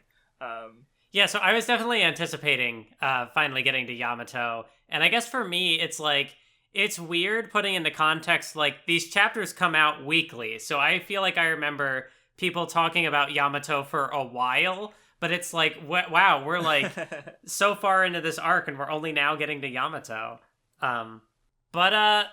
Yeah, I mean, like, I feel like I'm limited in what I can say because, like, there's clearly more to this character's arc, and like I don't know where it's going, and like I don't know what the conclusion for it is going to be, because like with Kiku it's just like, yeah, I have the heart of a woman, and that's it, and they just move on.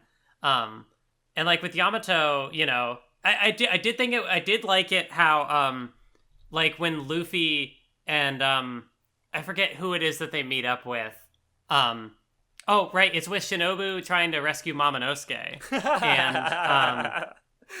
And yeah, Luffy's just like, did I not screen cap it?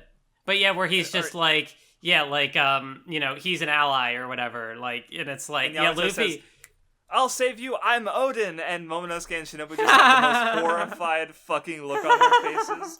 Like, it's so funny.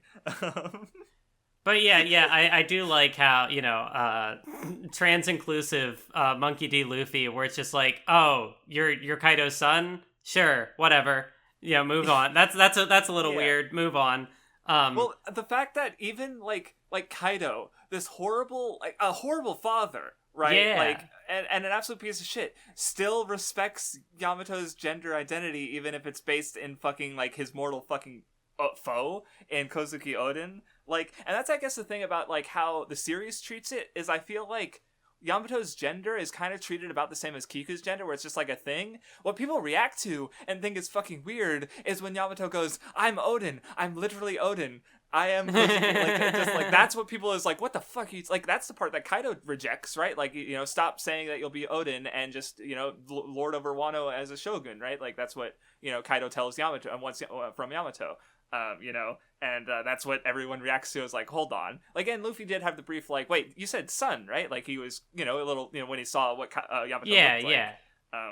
So yeah, at least in the series. And then I will say, so we do get more context into Yamato, but as far as like character arc stuff, I can say it's not complete yet. Because to sort of give my stance on it, and some of this was like talking with Vindy, like what Vindy pointed out is that, you know, Oden was born to boil, but that doesn't mean that Yamato was born to boil, which made me realize, you know, like, oh, maybe, you know, like, you know, taking influence from Oden is great, sure, but maybe like literally just trying to be Oden, you know, maybe isn't like the best for personal reasons. And like I even remembered, if you remember back in Water 7 when the Straw Hats were talking about like, just make another ship just like the Going Merry, and the, you know, the shipwrights were all like, well, we can, but, you know, no two trees grow identically. Like, the people who are going to be unnerved and, you know, distant from the fact that like this isn't the actual Going Merry is going to be you guys, right? So it's sort of already addressed the problem of identity. And, you know, you have the common line in anime manga where, like, to appropriate it, it's like Oden is Oden and Yamato is Yamato. So I definitely feel like Yamato is, you know, going to have to change how he views emulating Oden in some way, and that's probably going to be part of his arc. But that might not. But that's the other thing. It seems tricky because, like, you know, in his introduction, he's like, well, Kozuki Oden was a man, so I chose to be a man too, and it's like, so I could see it potentially being somehow connected, where it's like, oh, you know, you're not Oden, and you can't be Odin, so. Like, what does that mean for how they identify? That's what I'm not sure, because I could see it going both ways, where, you know, Yamato decided to be a man, started because of Odin, but maybe chose to be a man after that because of Yamato, if that makes sense, right? But also he could decide to be a woman again, and that's we don't know, you know, but you know, so that's what I have to say about the story. I think, I just don't feel like I have a whole lot to say about, like, you know, the gender part, but then there's also the fact that it's like, you remind me of Ace, and it's like, excuse me? What? But anyway, so what point I want to add on is because people, like, the character is more controversial than he should be, and I, you know, part of it, I don't know, so I haven't, like, interrogated anyone or figured, I just know that a lot of people have been really insistent on calling Yamato a woman, which, you know, is like, I was even thinking about it earlier, and it's like, honestly think the reason is literally just because, like, Kiku, if you look at Kiku, you know, she looks like a woman, even though she was born a man. Yamato doesn't look like, like, and I think I think maybe also something that I'm thinking on now, because, you know, 20-minute conversation about gender, right? Like there could also be, like, Kaido referring to Yamato as his son, but also, like, clearly it's there to, like, build to, like, this reveal where it's like, wait a minute, that's a man type thing.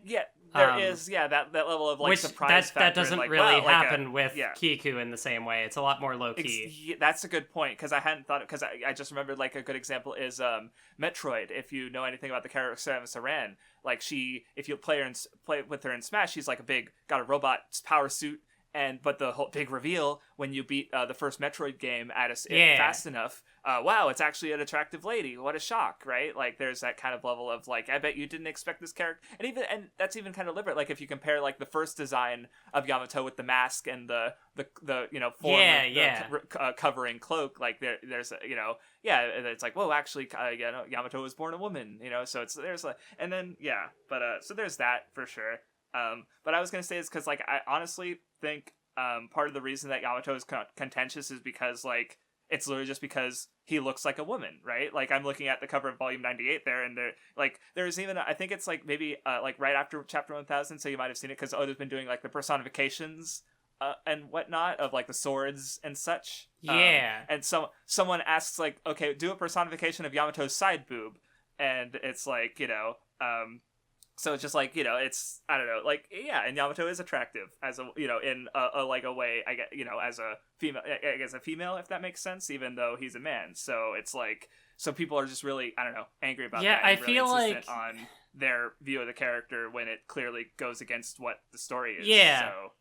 Like, I feel like, there, like, I guess there's a lot that I would have to unpack to, like, have any sort of meaningful discussion here. Like, I don't think there's anything wrong with, like if you're gonna depict like, if you're going to depict trans people, or maybe Yamato isn't trans, maybe there's something else going on here. I feel like I can't, like, I'm kind of undecided at this point, because it's like, you know, I'll take it at face value for now, but knowing that, like, not knowing where it's going to go.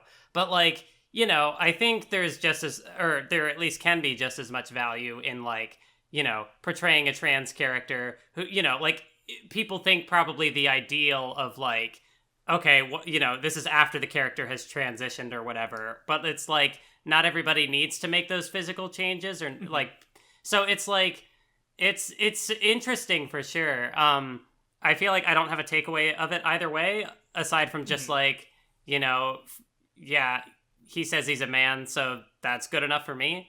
And, you know, I guess, like, it's like, I also don't have the perspective of a trans man in that sort of way. Right, it is kind of a different angle in this, you know, gender discussion, right?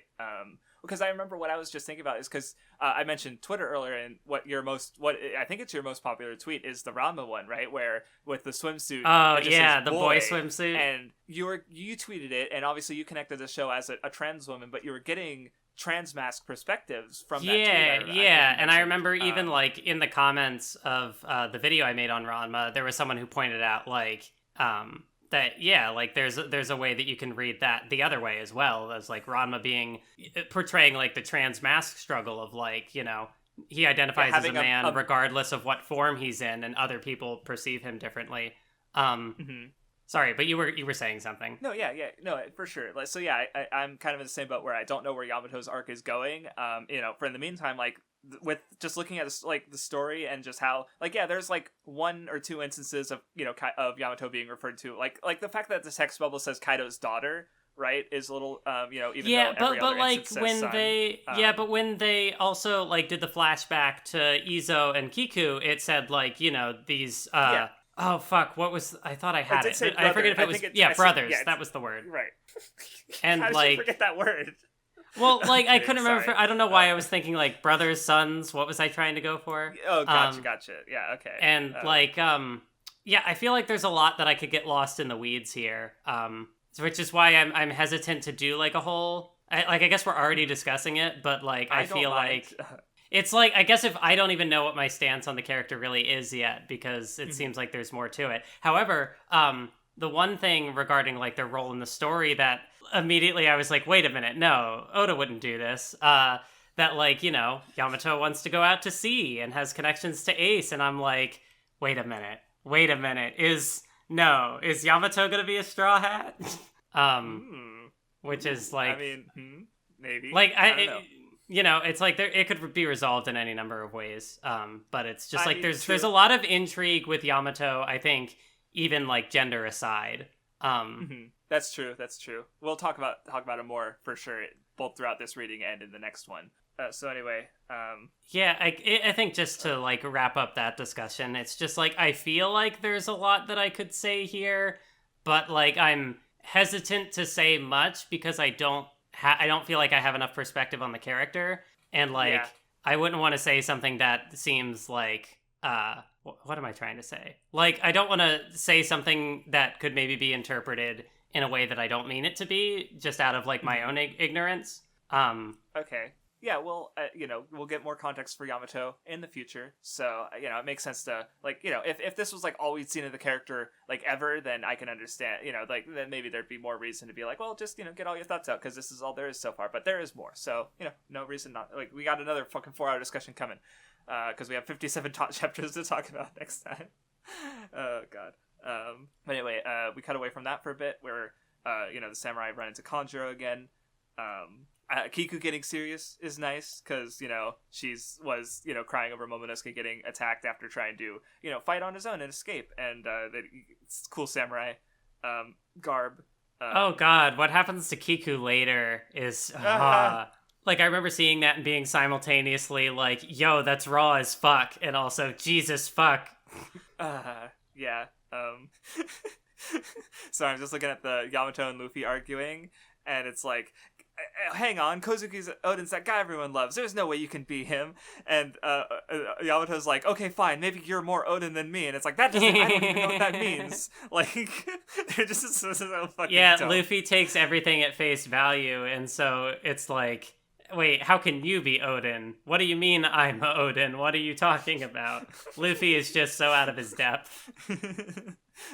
Yamato's on another level, and Luffy is he's trying to figure it. He's doing his best. But then there's also that comment, where Yamato is in like the handcuffs that Luffy had like in the prison, and he makes a comment like, how can I be Oden and not be free? And is blaming like the shackles. But like Luffy had the collar in the exploding collar in the prison, but he still said that he was always free. So there's kind of like an interesting difference in mentalities there. And like even in the flashback where like Yamato and Ace are interacting, Yamato like has all these desires, but the difference between him and Oden at this point is like Yamato, for whatever reason, still feels restrained and isn't capable of, well, I don't want to say isn't capable, but like doesn't embody the like freedom of spirit that Oden has. And so like I could see that being an interesting character arc, and I'm curious to see how that goes and how, Luffy factors into that. And yeah, it's cool.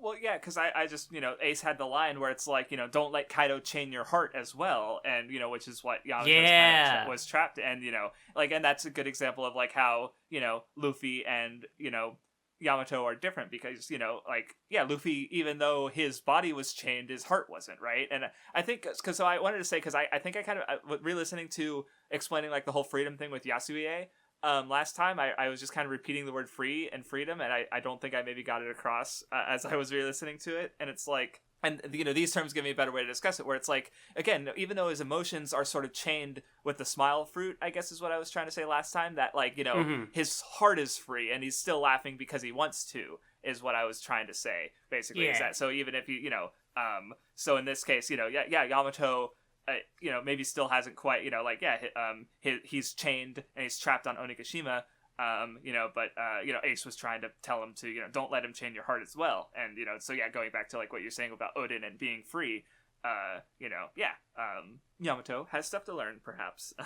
Yeah, and I also am just looking at the page where like Yamato's talking about about how his father keeps him trapped on the island, and like times that they've Yamato's challenged Kaido, and there've been like so like I think in a way kind of I don't want to necessarily make a correlation between like abusive family situations and like gender identity, but I do think it is interesting how like when I look at Yamato's situation, it kind of reminds me of like just the Zoldyck family in Hunter x Hunter, and how like not just Aluka comes out of that, but how everyone is kind of broken in their own way. Or no, I don't want to say broken. That makes it sound like I'm saying if you're trans, you're broken. Or maybe I'm now overly cautious and overthinking it. But yeah, like I think it is interesting how the family is. And like obviously in Hunter x Hunter, it's kind of this using this kind of going through the lens of like tradition and what the Zoldyck family stands for. So I guess I'm just kind of curious, like how the whole dynamic of like Yamato and his father sort of will play out in that way.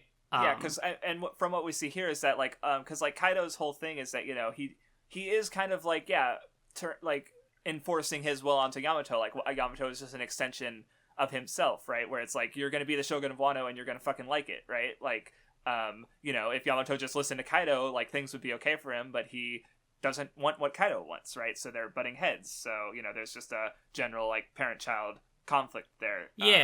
So I'm just trying to think of how that might apply to the other aspect. I'm also thinking like there is an interesting difference here where like in the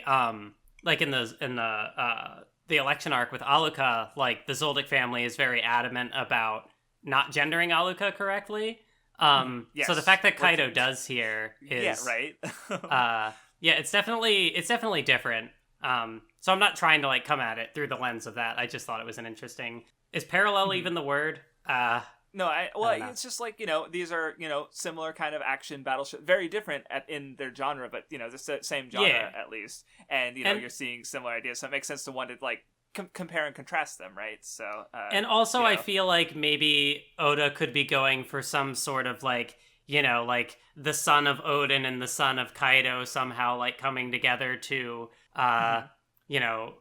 fix Wano and, like, open its borders and stuff. I'm so stupid! How did I not notice this before? Mathwiz! So, Kaido's son is modeling himself after Kozuki Oden, right?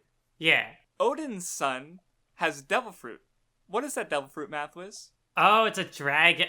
Oh, God. It's the exact same fucking devil fruit, just artificially made by Vegapunk. And oh, shit. So there's an inverse thing. How did I not notice that before? There's an inverse thing going on between the two children of Kaido and Oden.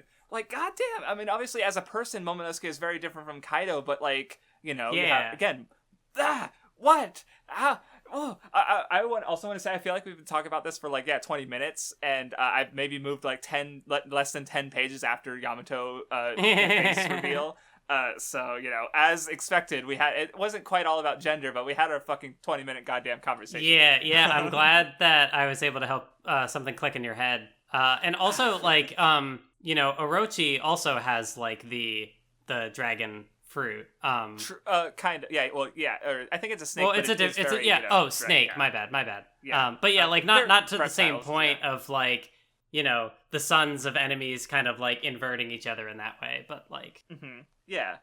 It's like, there is so much that is, like, interesting about, like, Yamato's inclusion in this. I just, like, I want more. I need to know more. See, it's like, I want to ask, like, Mathis, do you want to record next week? Would that be possible? I was already thinking it. It's 60 chapters, Mathwiz. It is, but, like... Anyway, so, Kaido's giving his, his speech. He's pointing out that, like, the government's got something that can stop us. So we're gonna grab I'm allying with Big Mom. We got the ancient fucking weapons. We're gonna go fucking hard and, claim the One Piece. The fucking... Oh, God, I forgot about that. When I was reading this weekly, when Kaido chops off Orochi's head, the way I fucking gasped when that happened, because, like, it was just so, like, sudden and violent, and, just... God. Yeah, because I was having, like a One Piece moment where I'm like, well... How is he not really dead? How does Oda get out of this one? And it's like, no, I think he's just dead. I mean, it's getting your head cut off tends to work. So yeah, it definitely was a like shock value moment. Like, oh shit, what?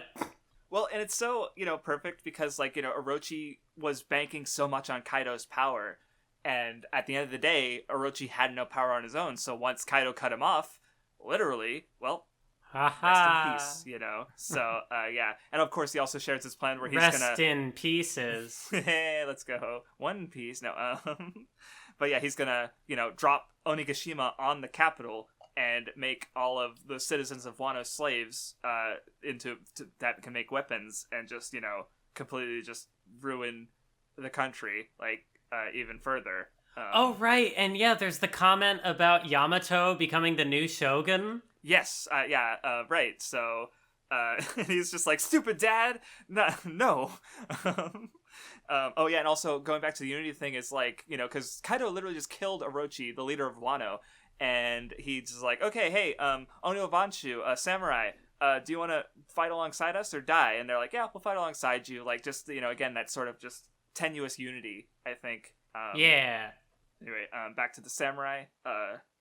They defeated Kanjuro, and they're just, like, thinking back, he was a comrade of theirs, and just merely pretending, and, they cut him down. It was, but they, reunite with Izo, at least, so, Yeah, it is interesting kind of, like, seeing their reactions, and it's like, they were legitimately comrades, so, like, that feeling of betrayal, but also that feeling of, like, genuine loss. Mm-hmm. Yeah, it's just good how, it's a good page or two of just, like, it's rough on these characters, this whole struggle. Like, even Kiku crying underneath her armor is and as the first one who charged after Kanjuro too. It's like, goddamn, you know. Oh yeah, I like the panel when like after the Oniwabanshu and Samurai decide to do a line with Kaido, we see the ninjas and they're just like, whew. Like, good thing we don't have to fucking die fighting Kaido. And then some of the samurai are like, oh well, rest in peace, Orochi. I don't want to fight you guys. Yeah, like, just yeah, they don't. They're a little unnerved for sure, but they're whatever. They're alive. Oh god, and then so I don't know. I definitely feel like I need a bit of time to like put things together, because I was talking about last time or before about how, like, you know, Luffy Taro was the one who who stole all the food and delivered it to Okabura Town, you know, and there's just identity and names like keep recurring, I think, and I don't know, I just noticed this as sort of maybe being relevant to that, where it's like Kaido's telling Momonosuke, you know, it's like, well, you know, maybe you were never actually the son of Kozuki Oden, you know? What's your name? If you tell me your name and it's not Kozuki, then Momonosuke, then maybe, you know, I don't have to kill you, right? He's kind of giving that, like, you know, he's doing the One Piece thing where, you know, compromise on your ideals and integrity or die. And obviously Momonosuke, you know, even though he has, you know, every reason to run away from, like, the legacy of his amazing father that he could never live up to, he still holds on to it. And, makes, like, this is so, like, Luffy at Logtown, right? Like, I am Kozuki Momonosuke, the man who will be Shogun of Wano. Like, he's stating out his ambition when he's going to die, and it's, like, being more of a man, and it's pretty cool. I don't know. And also at the same time, like, Luffy rips off the Yamato's handcuffs. He was really gonna kill me. Well, like, look at Yamato's fucking face. He's just like, damn it. Like, oh, man. Oh, well, actually, like, I don't know. Just, I was just thinking about it, like, because maybe they're, oh, no, I was thinking about it. No, maybe it's a little sad for Yamato there, because it's like, you know, obviously he hated Kaido, but, like, he did entertain the possibility that maybe they were just a bluff, right? Yeah, like maybe Kaido wouldn't fucking, maybe he does have some smidgen of fatherly love in his heart, and that's just gone with that explosion. And so, like, obviously the face is really comic, but I was just looking at it and thinking about it and getting sad. yeah, and there's the line about, like, I no longer think of him as a father. Mm-hmm. So it's kind of like, it's the final straw. That's like, oh, clearly there's no love here. Oh, also, I want to point it out, since they translated it a little differently, but so Luffy calls him Yama-o. I was wondering if you were familiar with that suffix. But basically, no. So you know how he calls Trafalgar Law Tra guy in the Viz translation? In the original Japanese, he's calling him Tora-o, or which is like, because you'd pronounce Trafalgar Law like Tora, you know, I don't know how to butcher that. But basically, the first two syllables would be Tora for Trafalgar. So he's basically saying, like, the first part of Law's name, and then with the suffix o, which is a masculine suffix. So, you know, he's properly gendering Yamato, well, in calling him Yamato, basically. Oh, so okay. I just wanted to point that out. Because, you know, again, he had that initial reaction of, like, you said son, right? Question mark. But, you know, once it's like, okay, you're a dude. All right. He's just, yeah, he's Luffy. He doesn't give a fuck. He'll just call you what you want to be called. So, yeah. I just wanted to observe that. Because they don't translate. He's using... this is one of the things that, like, because I insist on saying heavenly dragons for the same reason, because it's like, these are terms that are supposed to be consistent, and I understand why, because, like, Yama guy doesn't, I don't know, that seems weird to me, like, even saying it, but you know, Tora-o, I can understand why or Tra-o, I can understand why they wouldn't want to call, like, I understand why, but, you know, it's like, I just still want people to at least understand, you know, the original terms and what, that they are connected, like, heaven, you know, celestial dragon, you know, doesn't scream of a connection to heavenly tribute in the same way that you know, heavenly dragon does. So I don't know, just a nitpick. Yeah, but anyway, then we get the fucking samurai come out and you know, surrender your name and be as a child, and the raid fully fucking starts, and they go after Kaido and fucking get his ass, and it's such a cool spread. Yes. Where Kaido's like, your swords can do nothing to me, and then they're just all at once just yeah. So yeah, they take Kaido, and we get some flashbacks to Oden from, kind of like, I don't know, it feels like more from Kaido's perspective in the way some of the panels are drawn, and then, but yeah, he's, why does my wound hurt, you know, like, because they're carrying on Oden's wheel, and his hockey, and it's, yes, let's go, of course that's basically the signal for the raid to start, and you know, the Yakuza come out. Yeah, it's so crazy, like, to have, like, this is the final battle, and it's like we still have a whole other reading to go. It's just like there's that much going on that it's like, you know, it almost feels like a war arc in that way. It's, yeah, it really is, because it's like, because the Paramount War did involve like 2 emperors and another force, right? And it's just, you know, Shanks just didn't come in at the end, until the end rather, and you know, so, but this is more personal to, you know, like, because with Luffy, obviously it focused on Ace because that's what Luffy cared about, right? Where in this case, you know, obviously we have all these characters who, you know, we've been given the context for, especially the samurai. And so it is a bigger, more personal battle. So even though I think at the end of the day, the scale is probably smaller than the Paramount War in a sense, but it's still like the personal stakes are bigger. So the war as a result is bigger, but it is a fucking war, you know? So, and it's great. But anyway, Ulti and Yamato. Oh yeah, I love how when Luffy sees Ulti, it's just like, oh, headbutt. Like, yeah, that's just her name now. Yeah, and and of course, like, Yamato's like, this is the day where I become Kozuki Oden at last, and Ulti's like, I have no idea what that means. Are you crazy or stupid? Like, she's just like, what the literal fuck are you talking about? And then, yeah, like, Mom, I'm not on your side anymore. Let my father die. God, yes, he's so cool. Yeah, the Big Mom comes out while they're fighting. I forgot that Ulti had a club. I just like saw it as, and you know, you have Yamato's shit, I forgot what the weapon is called. But it's, you know, it's the Kanapo, her big club, and then Ulti's got like a spikier one. But yeah, Big Mom comes out. Big Mom comes out. What just happened? I choked on my spit. Oh, okay. Now you have to leave it in the pot. No, I don't know. You can cut around it. It's up to you. Maybe. But oh god, that's right. Oh, okay, so Kaido, he's like, you know, he mentions all the, you know, Punk Hazard, Dressrosa, Zoe, all the, you know, like, oh, you guys have been hiding in the shadow of the one I've had my eyes on, Straw Hat. And the way he says, like they've come all this way, but he's just so certain. Pirates will betray you. When they know you'll lose, they'll abandon you and sail away. And I'm just, Kaido, who hurt you? Like, what happened? Like, oh god, like something that happened, and I want to see. Yeah, it's like, could it be connected to the whole God Valley stuff with rocks and that, you know, the splitting of that pirate crew? Right, because, like, you know, Whitebeard mentioned that they all had, like, rough temperaments, and they didn't really get along that well.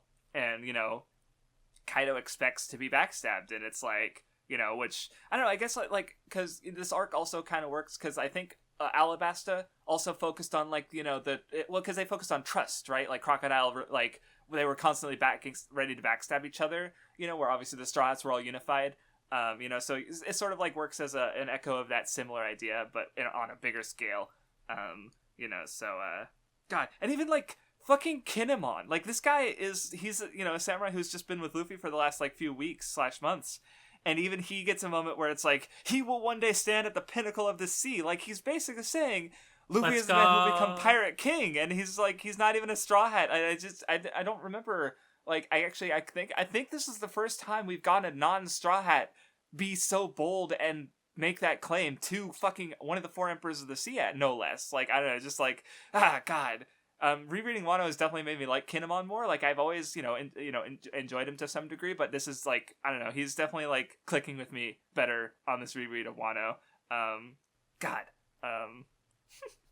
Oh yeah, and I like the part where it's like, yeah, like, I'm not here just to beat Kaido. I'm here to beat all of you. Yeah, just fucking, just a fucking Big Mom's face, and this is an all-out war. And of course, like, right after that, I also love the gag where, like, Big Mom's like, what, with a few hundred men? And Queen's like, haha, stupid. And then there's an announcement, it's like, hey, Queen, thousands of people have just snuck in through the rear, and it's just like, what? Like, just another one of his Queen reactions, just with the perfect timing. It's so funny. Oh, God. So yeah, the samurai go up to the roof to fight off with Kaido. I really like the panel where you have all the samurai facing him down, because you notice the moon there in the background? Yeah. So I fucking, so the Kozuki, the word actually has the kanji for moon in it. and I realized that, like, so, I mean, for one, it is regularly used as a symbol, sort of the Kozuki clan. And so here you have Kaido literally eclipsing, the Kozuki clan as he faces off with them, basically. Like, the symbol of the Kozuki, rather. But also, the Minks are the longtime, like, allies of the Kozuki clan. Yeah, I was just thinking What do they get power from? The moon! And I just, like, realized that, and I was like, fuck! Yeah, I was just thinking that, like, as we started the thought, I'm like, right, yeah. It's cool. Yeah, you saw where I was going with that, so, alright, anyway. So yeah, Jack gets back, so to speak. Why did I say it like that? I liked how there had to be, like, Kaido speaking, like, when Jack gets taken out. It's like, no, it's not that you're weak. They're just that strong. Because we only ever see Jack getting his shit kicked in.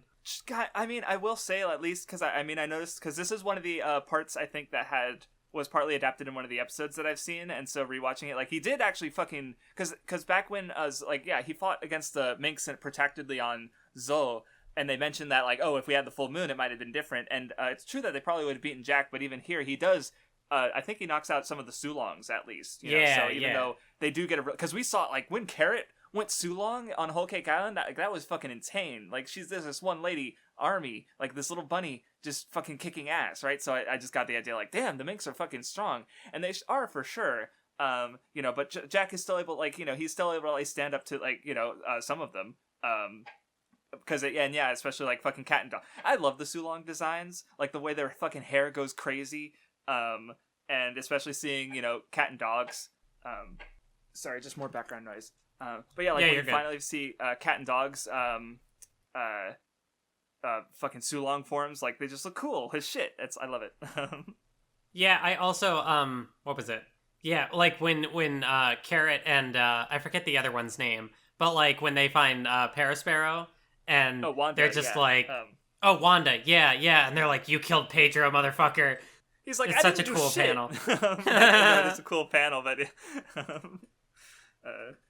so while they're fighting, Shinobu tries to rescue Momo, and she definitely shines as far as, like, she's protecting Momonosuke. Like, that's, she's decided, like, because she's not very strong. Like, there was a bit in the flashback where they're like, hey, we've kind of forced ourselves to come along with Oden. If you decide that you're one of us, then you're one of us, And so she's kind of always been, she's like the 10th scabbard in that sense, I suppose.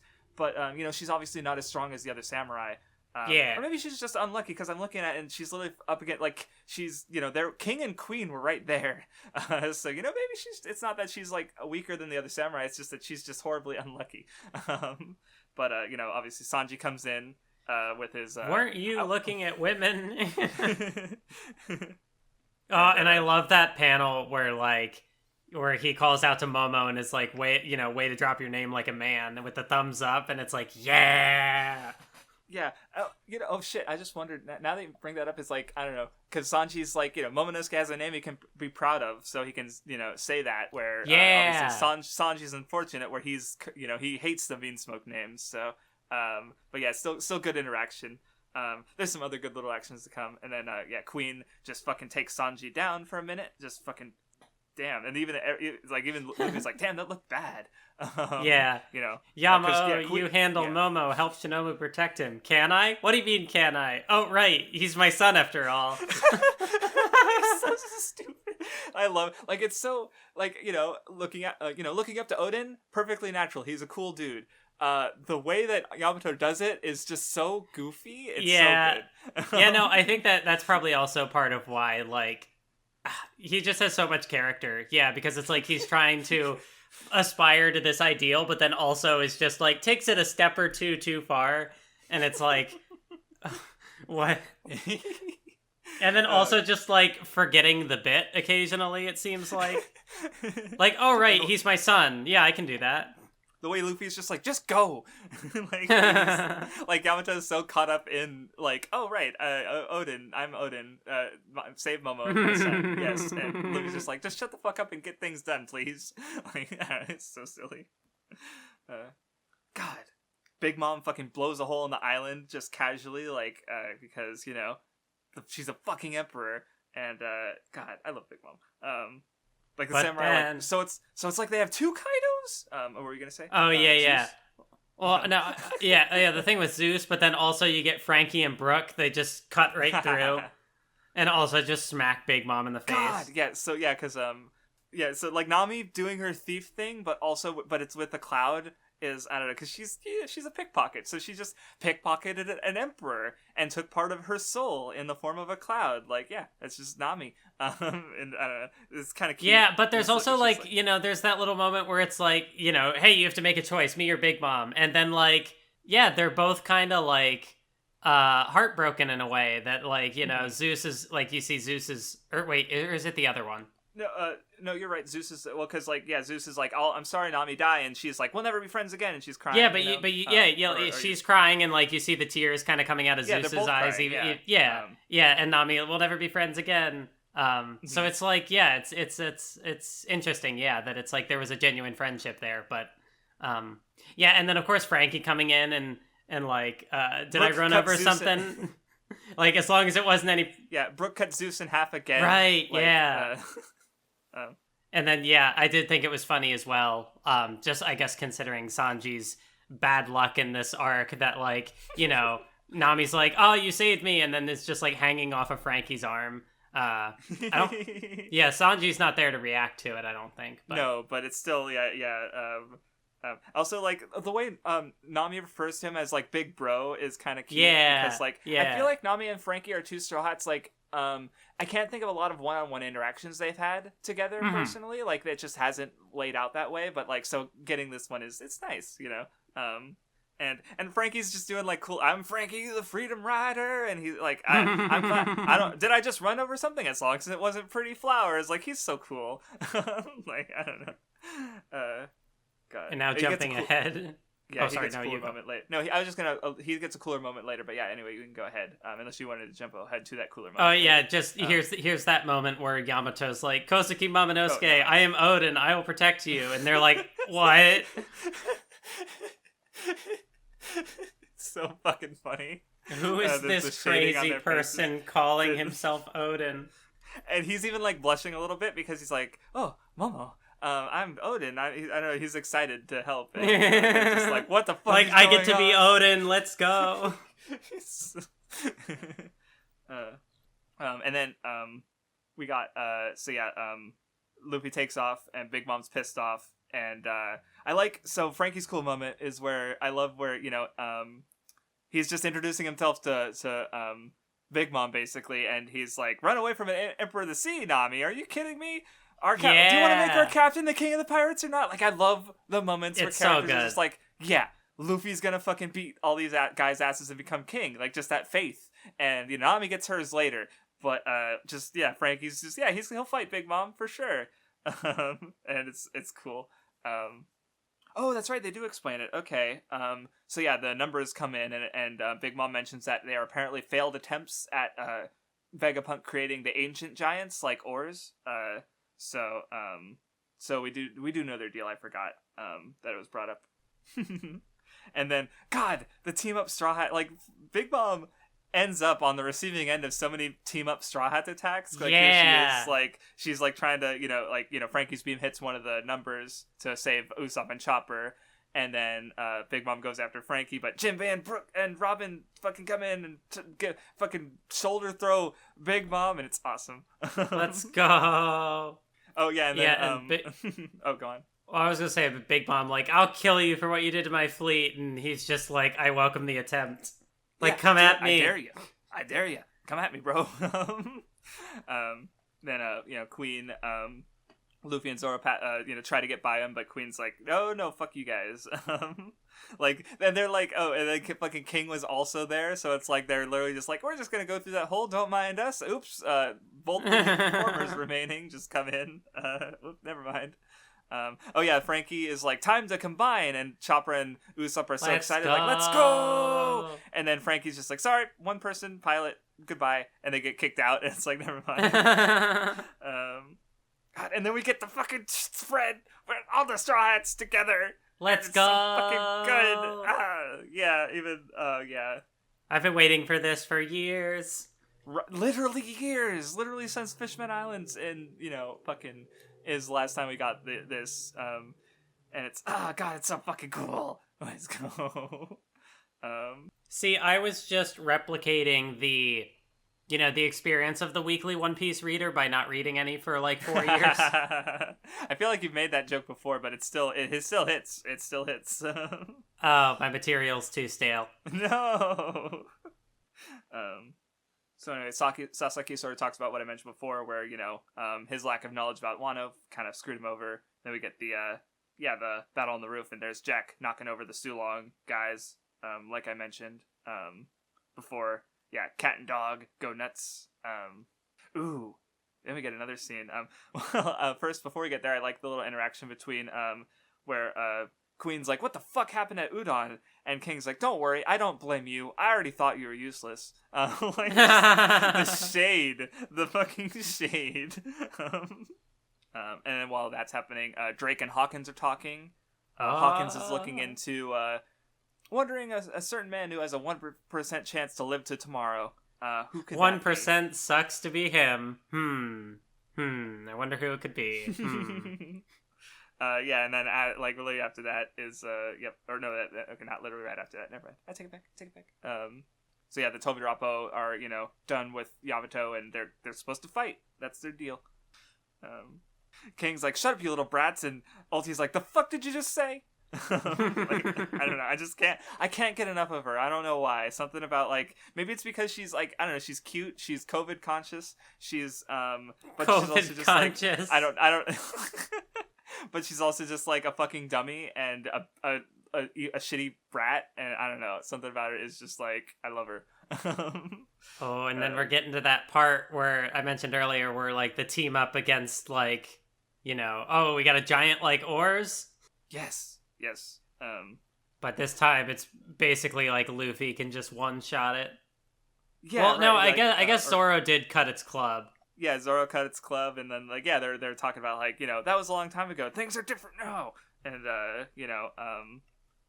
they start just wrecking house against these numbers. The oars is no longer a threat to them anymore. They're just that much stronger. But anyway, so then as far as the 1% goes, Who's Who and Queen pin down Drake. It's because it turns out that the whole game between the Tobi Roppo was kind of a aimed to bring out Drake because they knew he was a traitor.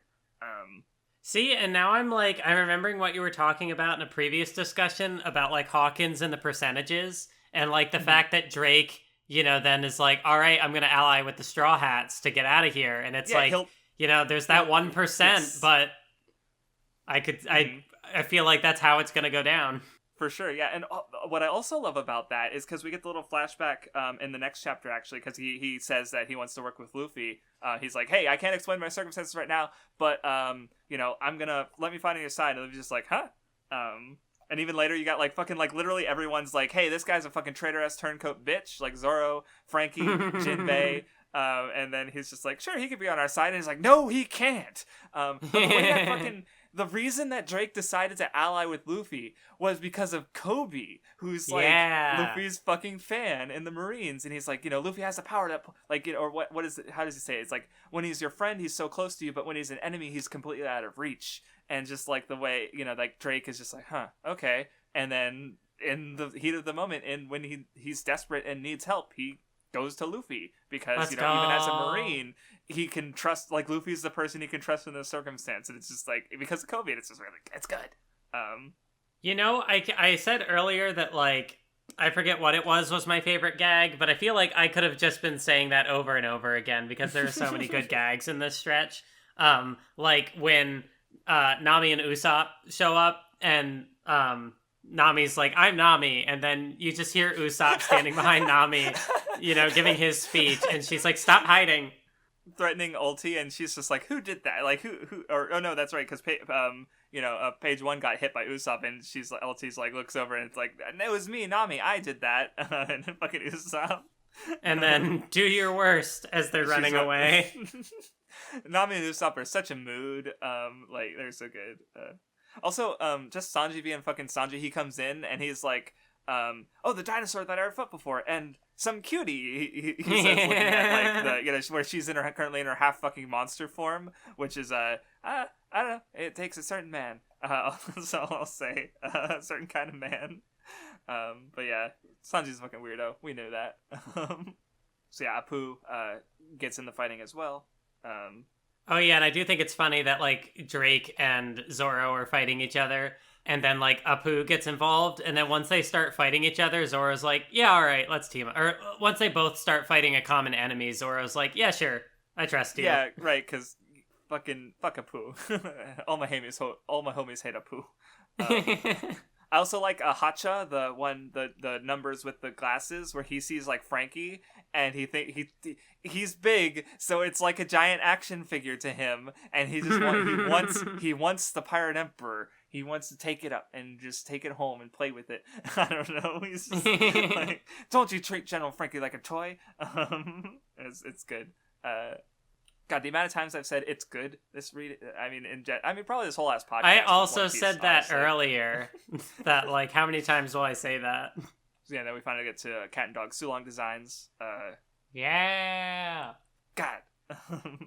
Oh yeah, Kaido's like, oh, fucking try and deal with my blast breath. But like, so another one of those Punk Hazard, I feel like is an arc that I'd appreciate. Like, I already got some things out of it for sure, but like, especially knowing how important Momo and Kinemon would become.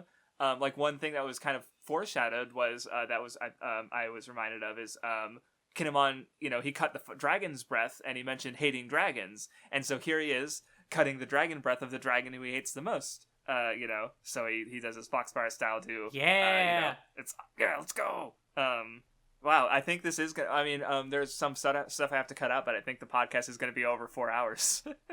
Yeah. Oh my God, is this gonna be? I wonder which one is going to be longer. Like, are we going to finally break our record with Wano? Like, holy shit. Yeah. So anyway, we got to Marco and Prospero and Big Mom, where it turns out they'd briefly allied because obviously Marco, if he could split up Big Mom and Kaido, that works for them. And Prospero doesn't want an alliance with Kaido. So unfortunately, the fucking dig where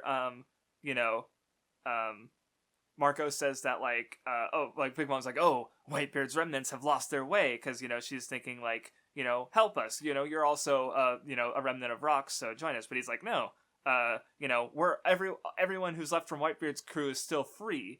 And like, just the way I feel like because Big Mom is this controlling parent figure, and Prospero doesn't want to ally, but he's going to because Mama said, right? Where obviously, like, Whitebeard was never that controlling, and so here's Marco, like, we're free, and just go. That's so cool. Yes, Marco's a cool boy. So I'm just laughing at because like Black Maria's playing her instrument, and fucking Yamato's still chasing Momo and Shinobu. He's just trying to find him. Trying to get but anyway, and then I like the page where you got the samurai charging Kaido with the samurai on the top and Kaido on that's a cool page. God. Yeah, everybody getting their shit in. It's so good. Yeah, and Kaido being like, none of these attacks bear a resemblance to Odin's blades, so why can they cut me? And it's And the way they get the where it's like Odin's like, hey, why don't you guys learn my two-sword style? And he's like, no, we have our own ways to fight. And Toki's like, they'd fight with each other about who's the best disciple. And of course, it turns out secretly they were all learning it, and they all fucking pull out the two-sword style. Let's go. And they do the same attack that wounded Kaido in the same spot. Yes, it's so good. Then we get a cutaway to the Fire Festival where like everyone's having like this if Kaido wins is their last gasp of freedom, where they're just enjoying themselves, like they're having this day where they can celebrate the dead and everyone they've lost. Like they have a big balloon commemorating Odin, right? And that nobody gets to die today, or no one will die today. It's great. God. I feel like I have another observation. Oh yeah, that's right. I remember, but never mind. I guess it's just that they're happy and enjoying themselves, and Kaido doesn't want them to be happy. So piece of shit. Oh, then we get the Ice Oni, because Queen has his playgrounds. The plague. Okay, if I say it wrong, it sounds like playground, but that's not like a play. So that's not what I mean. I mean plague rounds. this is kind of what I was thinking of when I mentioned that I think Queen is probably the evilest of Kaido's guy, because like the way Chopper gets mad about him using like disease and sickness as a weapon, especially, it's God, he's a piece of shit. Yeah, but in that way, Queen does provide, I guess, like a good conflict for, giving Chopper stuff to do. For sure. I don't know how much it has been like each character sort of having an antagonist set up for them, but it really does kind of feel like Queen. Well, I guess Queen has been effective against like Luffy and other things too, but I don't know. I can say there's definitely been fights. I mean, you probably noticed it too, but there's definitely some of the fights being set up here, for sure. But that's obviously something that'll get resolved next time. And also, yeah, you mentioned it before, but we kind of get a lot of these like there's Briscola, the guy with the gorilla for a hand. Just oh god, yeah, some of these are everybody's just like stop growing them like that. Because I think there was also the SBS where Oda mentioned like someone asked what his favorite smile designs were, and he kind of mentioned that like the whole reason they exist is because of Hold'em, who's like he's like a reference to a mecha show that's name I forget. And so he kind of like envisions a lot of smile users as like combined robots in a weird sense, and like literally these all these instances of like the one I remember especially is like Hamlet, who's like the guy who he is the head of the giraffe, I think. Here it is, Hamlet, and what's the other one? Oh yeah, Fortrix, who's like he's a chicken's butt. Like his head is sticking out of the like, and it's just so stupid. And they literally get like they have over half the page dedicated to them, and they literally get defeated in the next panel, right? Like he just like wants to show off his weird ass fucking designs for the smile users, and that's it. That is all these characters are for, and I respect it. I'm like, do your thing, Oda. But yeah, this is just like I feel like the first one of those where it's like, here's a guy with a gorilla for a hand, and then he just gets wrecked. Jinbei just comes in, beats his ass, and then there's the interaction where like Sanji like, who put you in charge? I'm the one dragging Luffy around, and Jinbei's like, oh, you are? Sorry, like he's figuring it out. Yeah. Oh yeah, here's the scene where like I really felt for Shinobu, where some of the like Sasaki and some of the other characters are attacking her, and she's just like literally putting her body in front of Momo to protect him, and that's when Yamato comes in and finally earns their trust, because he's going up against fucking Sasaki to help them out, and it's good. Oh god, this fucking page because Kaido's talking about the samurai not being able to reach Oden, and while that's happening, Kaido's like the one page where Kaido's like looking up at the moon, as he's talking about how like they'll never, because again like the moon is also Oden in a sense, I think, or how I read that, where it's like he's also trying to bring he wants Oden back, and he's like longing for the moon almost, I think. Like, I don't know, good page. And then Kiku gets her arm cut off, which is brutal. And I both like hate and love the fact that like Zoro sees her arm fall through the ceiling and is like, all right, fuck this, we need to get to the roof. God, it's so brutal. I love it because it's good, but I hate it because Kiku. No. And then the way that they follow up on that, where then they like sear the wound so it doesn't, so she doesn't like bleed out and can continue the fight. It's God, there's so many. God, it's so good. I was even thinking like last time, it's like, is Wano gonna be my favorite arc? And if I feel like this throughout the entire rest of the 57 chapters, I think I might just say like, even if like it doesn't have my favorite moment or my favorite fight, like if I don't know if I'll like but it could. It's so. Ooh, I'm so excited! Holy shit! But yeah, we find out about the Ice Oni mechanics and how it spreads and it makes them monstrous. And Queen is just sacrificing his own crew, basically. Like, oh, you waiters, you're never gonna get a chance to get a smile fruit, so you're basically worthless. So just be like, and the fact that like their enemies are more concerned about their lives than their like Chopper is like, I will save everyone, I do not care if you're an enemy or not, right? And just where Queen God, it's so good, because they're getting more allies, in a sense, like, because I think and it's also like, Chopper is the doctor, and usually, I think, like, even in war, that's typically a thing where it's like, or maybe it used to be where, like, they wouldn't attack the doctors, or, like, I don't know, something about tending to the wounded and stuff. I don't know why I had to talk about it in that sense, where I could easily be factually proven wrong. Unfortunate. Like, I could have just said, yeah, it makes sense, but I was like, nah. But yeah, also, everyone hates Apu because Queen's like, here, Apu, take the antibodies. If you lose them, I will personally kill you. And Apu's like, why are you like this? And, yeah. And then, like, let's play some freeze tag. Fucker. Queen's such a piece of shit. And then Yamato gets his big moment where it's like, I am, my other name is Yamato and I would die for you, after, like, knowing, explaining that he knows Odin, he watched it personally, and, he was helpless then, but he's not helpless anymore. Let's go! God, we're almost done. Oh yeah, so, anyway, we get Marco fighting with Big Mom and Prospero. But then... Oh yeah, then we get the fucking cool panel, like you mentioned, with Carrot and Wanda. Like, yeah, they just slash his fucking face. God, fuck Prospero. And also, like, I was also gonna mention, just like Prometheus and like Big Mom's like, why am I? Oh no, that's right. No, Prometheus says like, why am I losing to mere flames? Because he's Marco's a phoenix. He's beyond those regular ass fires. So he's cool.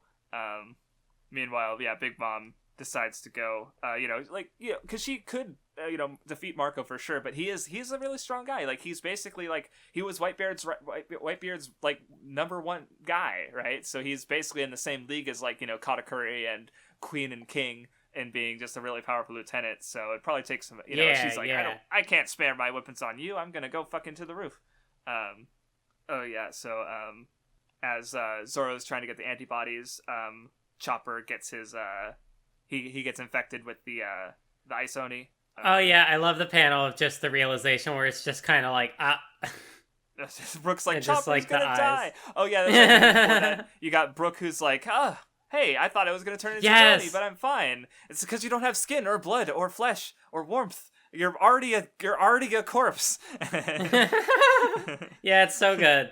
See, that's like there's such a like high concentration of great jokes that it's like I feel like it's impossible to call one out as the favorite. God, One Piece is so good. It's insane. So anyway, oh God, yeah, Usopp getting fucked. Fuck. Yeah, this like is the panel of the headbutt and then just the skull cracking. This is not the first time we've seen one of those for him. Yeah, and it's still brutal.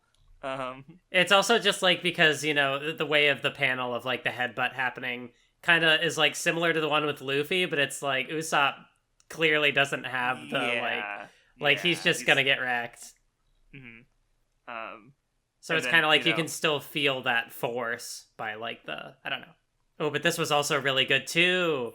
Yes, where it's like say my captain will never be king of the pirates. And then Nami, even though it was set up at the beginning, and Usopp is there too, where it's like, if they tried to get the answers out of me or whatever, I would give up immediately.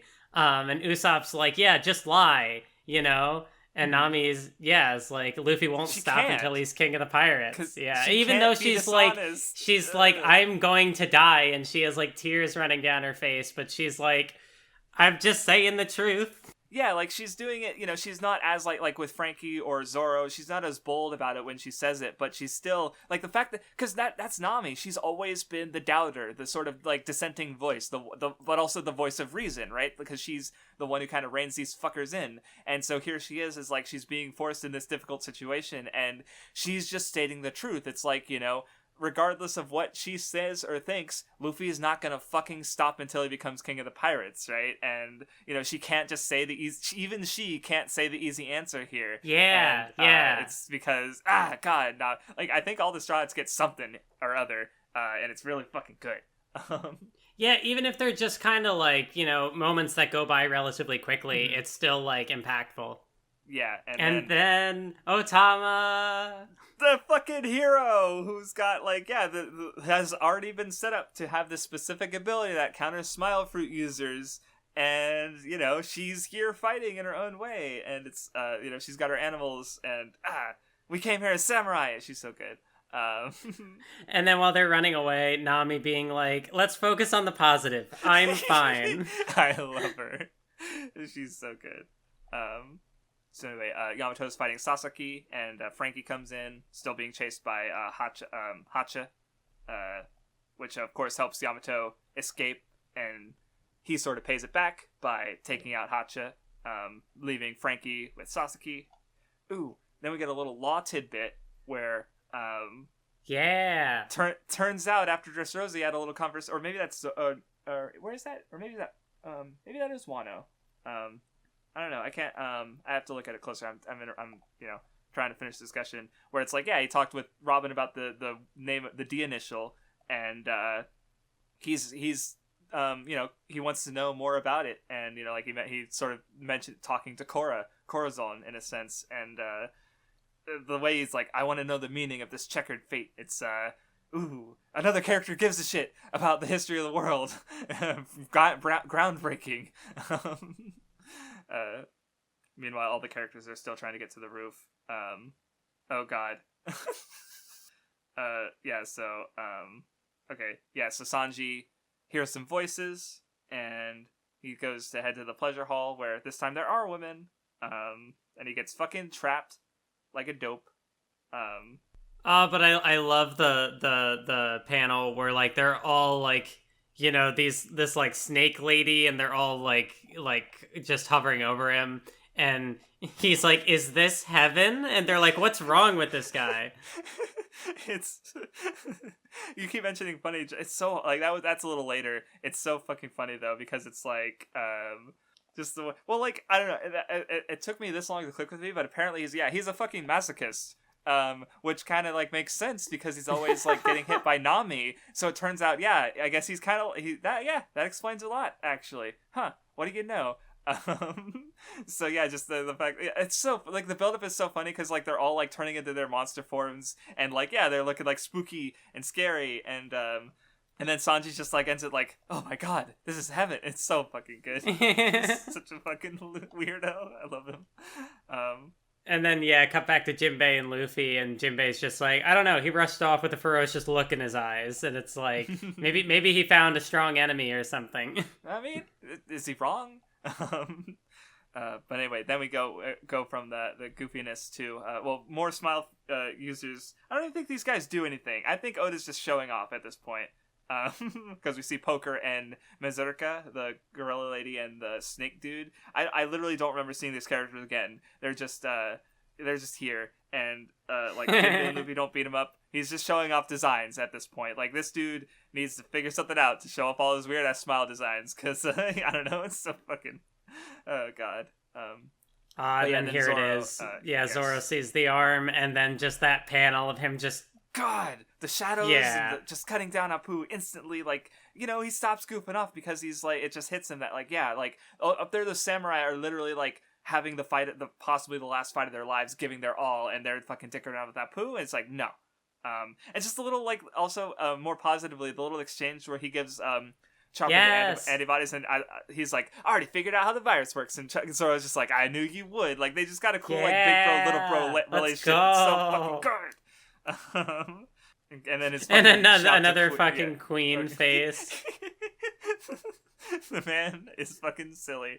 But yeah, Zoro just fucking cuts his gun. And it's like, so Kaido's the toughest guy in the world. I'll fucking cut him in two. God, he's the swordsman, the pirate, Luffy's fucking right hand. It's so cool. And then Marco comes in, and Robin's just like, oh shit, I know who you are, because I don't think they wouldn't have met. And she's just like, Marco the Phoenix, and yep, that's me. I don't know, cool. But yeah, because she didn't know he was there. Oh right, then Kaido lifts up Onigashima. Because he can do that. That's insane. Apparently, right? Like, dude, he just lifts the whole goddamn island casually while fighting the samurai. Like, fucking hell. Because it continues to float even as the rest of the reading goes on. And he just mentions, like, let us begin the world of violence, where it just kind of fit, like, because I mentioned like, he just wants to make everything more violent and, brutal for people, so, God. So Marco fucking kills Chopper. He lights him on fire. But it's okay. Also, we got the 2 mink doctors from Zou, which was kind of, neat to see them again. Yeah. And I also love, because he does this attack, his Phoenix Pyre Apple.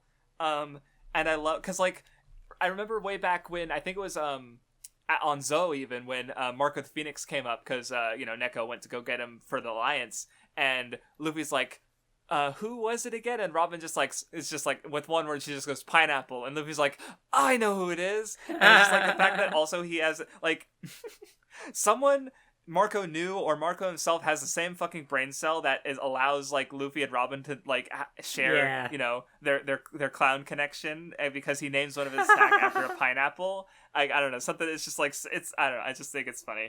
Because, like, Marco's literally just like, yeah, I look like a pineapple, so I'm gonna name one of my attacks after. I don't know, it's so dumb.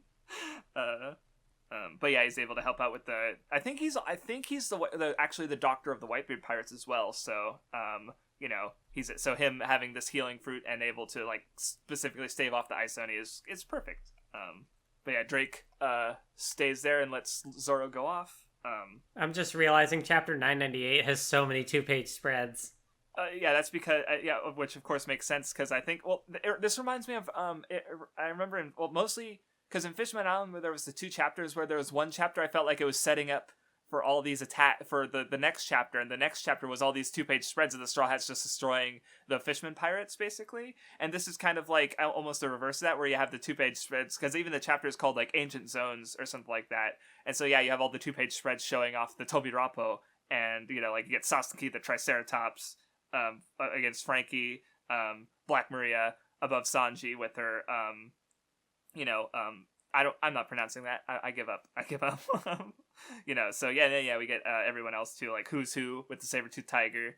And then the chapter ends with the statue of a dragon that looks destroyed, and Yamato mentions the man who came here years ago to kill his father. Also, it's so crazy that, like, I don't know what Oda's going for with, like, the fact that Yamato has a connection to Ace and Otama also has a connection to Ace. Like, what is with these parallels? Yeah, I'm actually not sure if there's a connection there, but at the very least, because, like, we just see more continuation of, like, Luffy and Ace, like, Luffy carrying on Ace's will, because, like, I think it was actually mentioned that, like, ages ago, because remember how Little Oars Jr. Had a connection to Ace, which is why he, like, charged into the war, and they're like, Ace taught him how to weave straw hats, and he said they learned it on Wano.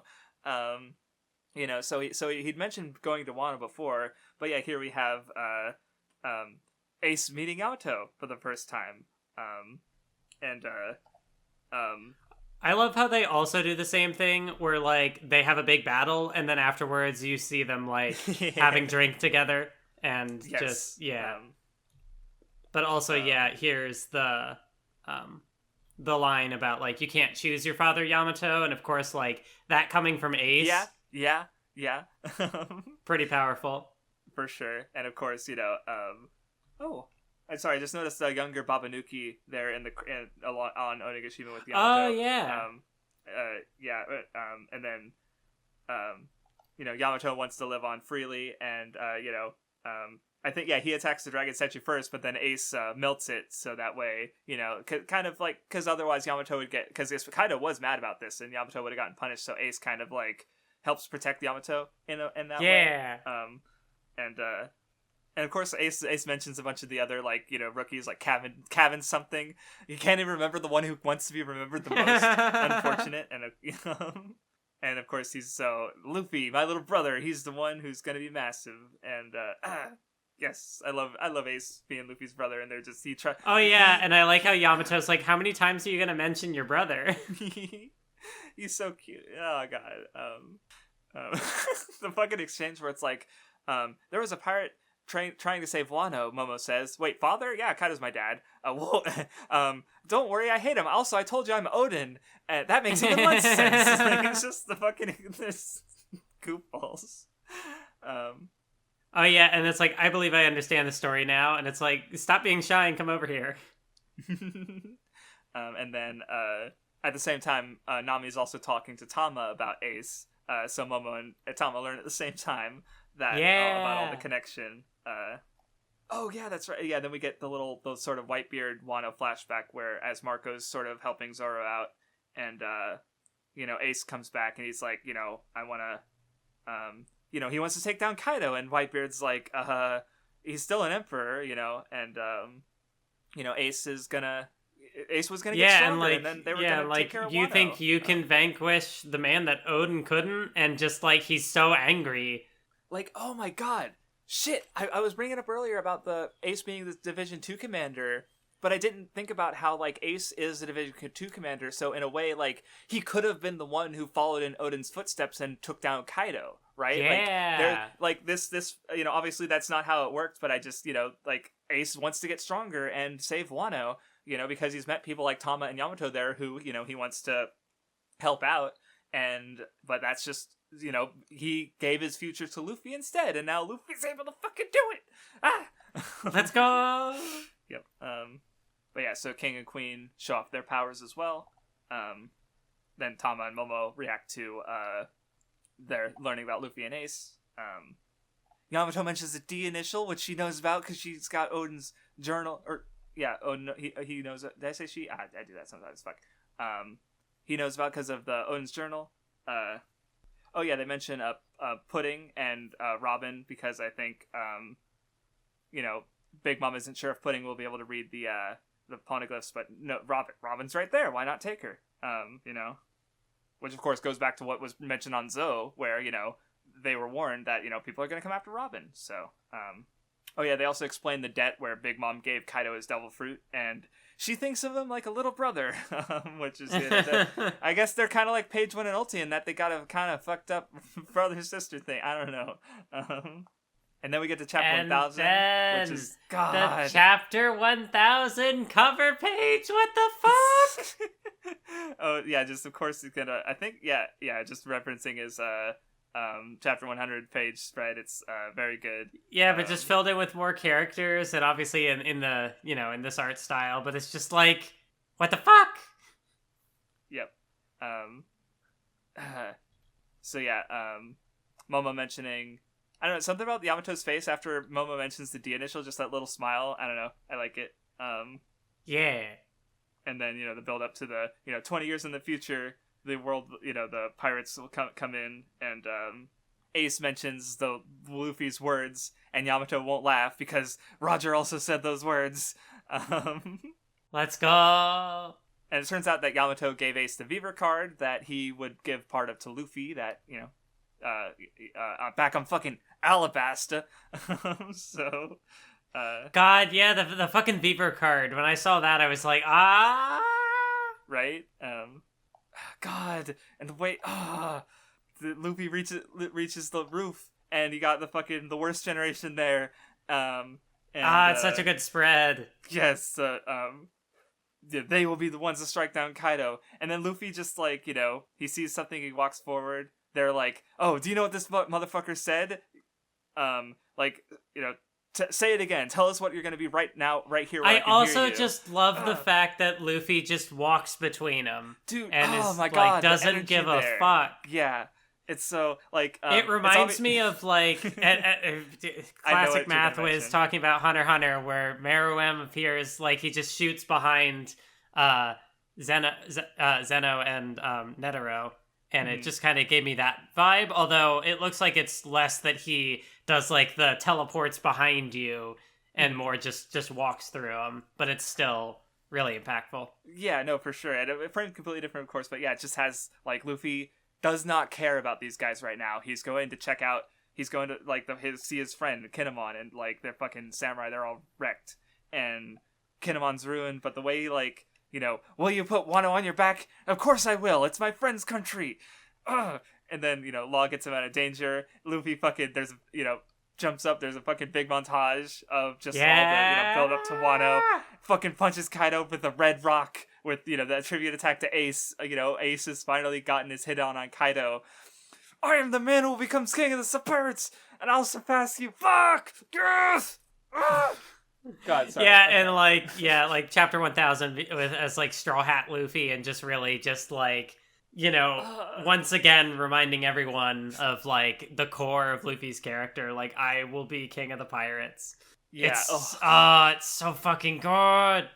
Like, and I love this chapter, but I will say, if anyone were to watch, at least as far as what's come out so far, one of the Ishitani Megumi episodes, watch episode 10-15. They are all good, but that one is, I think, like, the one that is the most solid and consistent and fucking interesting. It adds some really cool shit with both the Ace and Yamato stuff, and like the Mathwiz, the way it handles the montage of the moments building into fucking Wano is it's a fucking amazing. I'm gonna please, Mathwiz, watch it. I know you don't have time, but even if it's after the Wano reading, try to find the time to watch it. It's so good. It's so good. I'll take your word for it. Yeah. Okay. All right. So that covers it for what I think is currently our longest episode of the Nen Show. Which I get to have fun editing. Yay! Woohoo! So next time, which I've realized I forgot the last two readings, we will be reading chapters 1001 to 1057, which will cover the rest of Wano. And this will be our last One Piece reading, maybe until it's over. Maybe just until the current arc is over. I don't know how things are gonna go. It's One Piece, it's wild, and shit can fucking God, I'm so excited for the next reading. But yeah, thank you for listening. Any final thoughts, Mathwiz? One Piece, good. 10 out of 10. Peak of the medium. Let's go. All right. Yeah, like I was saying earlier, I'm a little worried because you tend to, not vibe with long stretches of lots of fighting a lot. Well, but like, this is One Piece. It's like there's already been so much build up, and it's like I just want to see how it ends. And like, yeah, I want to know more about Yamato, and just Yep, there's and also just a little tease is that like the arc doesn't just end with Wano. We do get some of the in between arc stuff at the very end of Wano. Okay. So there's more, Mathwiz. There's more. Oh boy. Sometimes when we end off talking on things, I've noticed like the discussion's not as long as I thought, but also this isn't actually the last episode of One Piece, so I am afraid as to how long the next episode's gonna be. Thanks everyone for listening, and we will see you next time.